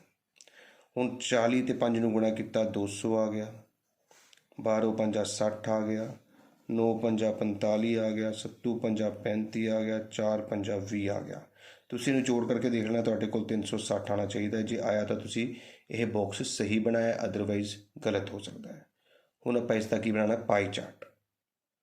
ਦੇਖੋ ਪਾਈ ਚਾਰਟ ਲਈ ਤੁਸੀਂ ਪਹਿਲਾਂ ਇੱਕ ਕੜੇ ਨਾਲ ਜਾਂ ਪ੍ਰਕਾਰ ਨਾਲ ਸਰਕਲ ਖਿੱਚ ਲੈਣਾ ਹੈ, ਇੱਕ ਸਿੱਧੀ ਲਾਈਨ ਡਰੋ ਕਰਨੀ ਹੈ। ਮੈਂ ਰਫਲੀ ਬਣਾ ਕੇ ਦਿਖਾ ਰਿਹਾ। ਉਸ ਤੋਂ ਬਾਅਦ ਸਭ ਤੋਂ ਛੋਟਾ ਐਂਗਲ ਹੈਗਾ ਤੁਹਾਡੇ ਕੋਲ, ਦੇਖੋ 20 ਡਿਗਰੀ ਦਾ। ਤੁਹਾਡੇ ਕੋਲ ਕਿਹੜੇ ਕਿਹੜੇ ਕੋਣ ਆਇਆ ਮੈਂ ਇੱਥੇ ਲਿਖ ਕੇ ਦਿਖਾ ਦੇਣਾ। ਤੁਹਾਡੇ ਕੋਲ 200 ਦਾ ਆਇਆ ਹੈ, 60 ਦਾ ਆਇਆ ਹੈ, 45 ਦਾ ਆਇਆ ਹੈ, 35 ਦਾ ਆਇਆ ਤੇ 20 ਦਾ ਆਇਆ। ਸਭ ਤੋਂ ਪਹਿਲਾਂ ਤੁਸੀਂ ਕੀ ਕਰਨਾ, 200 ਦਾ ਕੋਣ ਬਣਾ ਲਓ। 200 ਦਾ ਕਿੱਦਾਂ ਬਣਾਉਣਾ, ਦੇਖੋ ਧਿਆਨ ਨਾਲ। ਆਹ ਤੁਹਾਡੇ ਕੋਲ ਪੂਰਾ 180 ਦਾ ਹੁੰਦਾ, ਦੇਖੋ ਆਹ 180 ਦਾ ਹੁੰਦਾ ਨਾ, ਤੇ ਥੋੜ੍ਹਾ ਜਿਹਾ ਵੱਡਾ ਬਣਾ ਲਓ। ਇਹ ਤੁਹਾਡੇ ਕੋਲ ਕੀ ਹੋ ਗਿਆ, 200 ਦਾ ਐਂਗਲ। ਰਫਲੀ ਬਣਾਓ ਚਾਹੇ, ਠੀਕ ਹੈ ਜੀ। ਉਸ ਤੋਂ ਬਾਅਦ ਤੁਸੀਂ ਬਣਾਉਣਾ 60 ਡਿਗਰੀ ਦਾ ਬਣਾਉਣਾ ਹੈ। ਪਹਿਲਾਂ 20 ਦਾ ਬਣਾ ਲਓ ਛੋਟਾ ਜਿਹਾ, ਲਓ ਜੀ ਇਹ 20 ਹੋ ਗਿਆ। ਫਿਰ ਇਸ ਤੋਂ ਵੱਡਾ 35 ਦਾ ਬਣਾ ਲਓ ਥੋੜ੍ਹਾ ਜਿਹਾ, ਆ 35 ਹੋ ਗਿਆ। ਹੁਣ ਦੋ ਬਣਾਉਣੇ, ਇੱਕ 60 ਤੇ ਇੱਕ 45, ਤੇ ਇੱਕ ਥੋੜ੍ਹਾ ਵੱਡਾ ਤੇ ਇੱਕ ਥੋੜ੍ਹਾ ਛੋਟਾ ਬਣਾ ਕੇ ਇਹ 45 ਲਿਖ ਦਿਓ ਤੇ ਇਹ 60 ਲਿਖ ਦਿਓ। ਇਸ ਤਰ੍ਹਾਂ ਤੁਹਾਡਾ ਪਾਈ ਚਾਰਟ ਕੰਪਲੀਟ ਹੋ ਗਿਆ। ਉਮੀਦ ਹੈ ਤੁਹਾਨੂੰ 6 ਨੰਬਰ ਵਾਲਾ ਕੁਐਸਚਨ ਸਮਝ ਆਇਆ ਹੋਵੇਗਾ। ਹੁਣ ਇਸੇ ਦਾ ਇੱਕ ਜਾ ਪਾਰਟ ਹੈ, ਉਹ ਵੀ ਦੇਖ ਲੈਂਦੇ ਹਾਂ। ਇਹ ਤਾਂ ਹੋਰ ਵੀ ਸੌਖਾ ਹੈ ਬੇਟਾ। ਕਹਿੰਦਾ ਹੈ ਕਿ ਸਭ ਤੋਂ ਵੱਧ ਵਿਦਿਆਰਥੀਆਂ ਨੇ ਕਿੰਨੇ ਸਮੇਂ ਤੱਕ ਟੀਵੀ ਦੇਖਿਆ। ਦੇਖੋ ਆਹ ਹੈਗਾ ਸਾਡੇ ਕੋਲ ਨੰਬਰ ਆਫ ਸਟੂਡੈਂਟਸ, ਤੇ ਇਹ ਹੈਗਾ ਵਾਚ ਆਵਰ ਟੀਵੀ, ਠੀਕ ਹੈ ਜੀ। ਤਾਂ ਉਹਨੇ ਕਿਹਾ ਸਭ ਤੋਂ ਵੱਧ ਵਿਦਿਆਰਥੀਆਂ ਨੇ ਕਿੰਨੇ ਸਮੇਂ ਤੱਕ ਟੀਵੀ ਦੇਖਿਆ। ਸਭ ਤੋਂ ਵੱਧ ਵਿਦਿਆਰਥੀ ਨੇ ਦੇਖੋ 32, ਆਹ ਹੈਗੇ 22, ਆਹ ਹੈਗੇ 8, ਆਹ ਹੈਗੇ 4, ਇਹ ਹੈਗੇ 8, ਇਹ ਹੈਗੇ 6, ਇਹ 1, ਇਹ 2, ਇਹ 3, ਇਹ 4, ਇਹ 5, ਇਹ 6 ਤੇ ਇਹ 7। ਸਭ ਤੋਂ ਵੱਧ ਵਿਦਿਆਰਥੀ 32 ਸੀਗੇ ਜਿਨ੍ਹਾਂ ਨੇ 4 ਤੋਂ 5 ਘੰਟੇ ਤੱਕ। ਪਹਿਲੇ ਦਾ ਆਂਸਰ ਦੇਖਾ, ਊੜੇ ਦਾ ਆਂਸਰ ਲਿਖੋਗੇ 4 ਤੋਂ 5 ਘੰਟੇ, ਬਸ ਖਤਮ ਬੇਟਾ। 4 ਘੰਟਿਆਂ ਤੋਂ ਵੱਧ ਸਮੇਂ ਤੱਕ ਕਿੰਨੇ ਵਿਦਿਆਰਥੀਆਂ ਨੇ ਟੀਵੀ ਦੇਖਿਆ। 4 ਘੰਟੇ ਆ ਰਹੇ, ਆਨਲਾਈਨ 4 ਘੰਟੇ ਦੀ ਹੈ, ਇਸ ਤੋਂ ਵੱਧ ਦੇਖਣਾ ਹੈ, ਮਤਲਬ 32 ਜਮਾ 8 ਜਮਾ 6। ਐਡੇ ਦਾ ਆਂਸਰ ਕੀ ਆਏਗਾ, 32 ਜਮਾ 8 ਜਮਾ 6। 32 ਤੇ 8 40 ਦੇ 46 ਵਿਦਿਆਰਥੀ। ਲੈ ਜੀ ਕਿੰਨਾ ਸੌਖਾ ਕੁਐਸਚਨ ਹੈ। ਈਡੀ ਤੇ ਆ ਜਾਓ। ਕੁੱਲ ਕਿੰਨੇ ਵਿਦਿਆਰਥੀਆਂ ਨੇ ਟੀਵੀ ਦੇਖਣ ਵਿੱਚ 5 ਘੰਟੇ ਤੋਂ ਜ਼ਿਆਦਾ ਸਮਾਂ ਬਿਤਾਇਆ। 5 ਤੋਂ ਜ਼ਿਆਦਾ, 5 ਤੋਂ ਜ਼ਿਆਦਾ ਮਤਲਬ 8 ਤੇ 6 14 ਬੱਚੇ। ਤੇ 6 ਨੰਬਰ ਦਾ ਕੁਐਸਚਨ ਇਹ ਜ਼ਿਆਦਾ ਸੌਖਾ ਨਹੀਂ ਸੀਗਾ, 2-2 ਨੰਬਰ ਦਾ ਇੱਕ ਹੀ ਕੁਐਸਚਨ। ਬਸ ਤੁਸੀਂ ਗ੍ਰਾਫ ਦੇਖਣਾ ਆ ਤੇ ਉਹਨੂੰ ਆਨਸਰ ਦੇਣੇ ਨੇ। ਤੇ ਇਸ ਤਰ੍ਹਾਂ ਸਾਡਾ 16ਵਾਂ ਕੁਐਸਚਨ ਜਿਹੜਾ ਹੈ ਉਹ ਕੰਪਲੀਟ ਹੋ ਚੁੱਕਾ 6 ਨੰਬਰ ਦਾ। 17ਵੇਂ ਕੁਐਸਚਨ ਵੱਲ ਚੱਲਦੇ ਹਾਂ। 17ਵਾਂ ਕੁਐਸਚਨ ਦੇਖੋ ਸਾਡੇ ਕੋਲ ਇੱਕ ਖੋਖਲੇ ਵੇਲਣ ਦੀ ਪਾਸਵੀਂ ਸਤ੍ਹਾ ਦਾ ਖੇਤਰਫਲ ਇੰਨਾ ਹੈ। ਆਹ ਦੇਖੋ ਆਹ ਵੇਲਣ ਹੈ, ਇਹਦਾ ਪਾਸਵੀਂ ਸਤ੍ਹਾ ਦਾ ਖੇਤਰਫਲ ਦਿੱਤਾ ਹੈ 4 2 2 4। ਤੇ ਇੱਕ ਆਪਾਂ ਕੱਪੜਾ ਲੈਣਾ ਹੈ, ਉਹਦੀ ਲੰਬਾਈ ਨਹੀਂ ਪਤਾ, ਚੌੜਾਈ ਦਿੱਤੀ ਗਈ 33। ਤੁਸੀਂ ਕੁਛ ਵੀ ਨਹੀਂ ਕਰਨਾ, ਧਿਆਨ ਨਾਲ ਦੇਖਣਾ। ਤੁਸੀਂ ਵੇਲਣ ਦੀ ਪਾਸਵੀਂ ਸਤ੍ਹਾ ਦਾ ਖੇਤਰਫਲ ਕਿਹਦੇ ਬਰਾਬਰ ਹੋਏਗਾ, ਚਾਦਰ ਦੇ ਖੇਤਰਫਲ ਦੇ। ਇਹ ਤਾਂ ਤੁਹਾਨੂੰ ਪਤਾ ਨਾ ਕਿ ਵੇਲਣ ਦੇ ਉੱਤੇ ਚਾਦਰ ਲਾਉਣੀ ਹੈ, ਤਾਂ ਵੇਲਣ ਦਾ ਤੇ ਚਾਦਰ ਦਾ ਖੇਤਰਫਲ ਬਰਾਬਰ ਹੋਣਾ ਚਾਹੀਦਾ ਹੈ ਨਾ। CSA of cylinder, area of sheet. ਹੁਣ ਵੇਲਣ ਦਾ ਪਾਸਵੀਂ ਸਤ੍ਹਾ ਦਾ ਖੇਤਰਫਲ ਕਿੰਨਾ ਦਿੱਤਾ, 4 2 2 4। ਉਹਦੇ ਥੱਲੇ 4 2 2 4 ਲਿਖ ਲਿਆ। ਧਿਆਨ ਨਾਲ ਦੇਖਣਾ, ਬਸ ਕੁਛ ਨਹੀਂ ਲਿਖਣਾ ਤੁਸੀਂ। ਵੇਲਣ ਦਾ ਪਾਸਵੀਂ ਸਤ੍ਹਾ ਦਾ ਖੇਤਰਫਲ ਬਰਾਬਰ ਚਾਦਰ ਦਾ ਖੇਤਰਫਲ, ਠੀਕ ਹੈ ਜੀ। ਪਾਸਵੀਂ ਸਤ੍ਹਾ ਦਾ ਖੇਤਰਫਲ ਦਿੱਤਾ ਹੈ 4 2 2 4। ਚਾਦਰ ਹੁੰਦਾ ਲੰਬਾਈ ਗੁਣਾ ਚੌੜਾਈ, ਲੰਬਾਈ ਗੁਣਾ ਚੌੜਾਈ। 33 ਚਲਾ ਗਿਆ ਨੀਚੇ, ਇਹਨੂੰ ਕੱਟ ਕਰਤਾ, ਭਾਗ ਕੀਤੀ। ਆ ਦੇਖੋ ਤੁਹਾਡੇ ਸਾਹਮਣੇ ਭਾਗ ਕਰਕੇ ਆਂਸਰ ਆ ਗਿਆ 128। ਤੇ ਸਾਡੇ ਕੋਲ ਕੀ ਮਿਲ ਗਿਆ, L ਕਿੰਨਾ ਆ ਗਿਆ ਜੀ, 128 ਆ ਗਿਆ। L ਮਿਲੀ ਸੀ, B ਸਾਨੂੰ ਪਹਿਲਾਂ ਹੀ ਪਤਾ ਸੀਗਾ 33। ਤੇ ਆਪਾਂ ਪਤਾ ਕਰਨਾ ਪਰਿਮਾਪ। ਪਰਿਮਾਪ ਦਾ ਫਾਰਮੂਲਾ ਕੀ ਹੁੰਦਾ ਹੈ, 2 लंबाई जमा चौड़ाई, 2 लंबाई हुणे कड्ढी 128, चौड़ाई दी सी 33, जोड़ किता 161, 2 ਨਾਲ गुणा किते 322। 6 नंबर का सवाल सीगा, बिल्कुल सौखे ढंग नाल असीं कंप्लीट कर लिया। इसे तो एक जा पार्ट भी है बेटा, वो भी देख लेने। घनाव की उचाई पता करनी है जे उसके आधार का खेत्रफल तो आयतन दिता है बेटा। याद रखना है बेटा जी, आयतन का एक फार्मूला ये भी होंदा है कि आधार का खेत्रफल गुणा ऊंचाई। ਇਹਦਾ मतलब जे ऊंचाई पता करनी है तो सीधा कुछ नहीं करना है, आयतन उपर रखना है 900 तो खेत्रफल नूं थले रखना है तो भाग कर देनी है, बस। ऊंचाई कड्ढण का सीधा ही फार्मूला है, आप लिख सकते हैं इत्थे, क्योंकि ऊंचाई का फार्मूला साडे कोल की आ गया, आयतन बटा आधार का खेत्रफल। तो हम 0 ना 0 कट्टी, 18 पंजा 90, 5 सेंटीमीटर 5 सेंटीमीटर साडा आंसर आ गया। 6 नंबर का सवाल सीगा, देखो असीं 2 लाइनां 'ਚ ही खत्म कर दिता है। उम्मीद है तुहानूं पूरा पेपर समझ आ गया होएगा, तुसीं चंगी तरह तैयारी कर लैनी है। जेकर इस तो इलावा कोई होर वीडियो की लोड़ होवे तो तुसीं मैनूं इस नंबर ते मैसेज करके वीडियो मंगवा सकते हो, तो कोई भी डाउट पूछ सकते हो बेटा। बट इस चैनल को सबसक्राइब करना नहीं भूलना।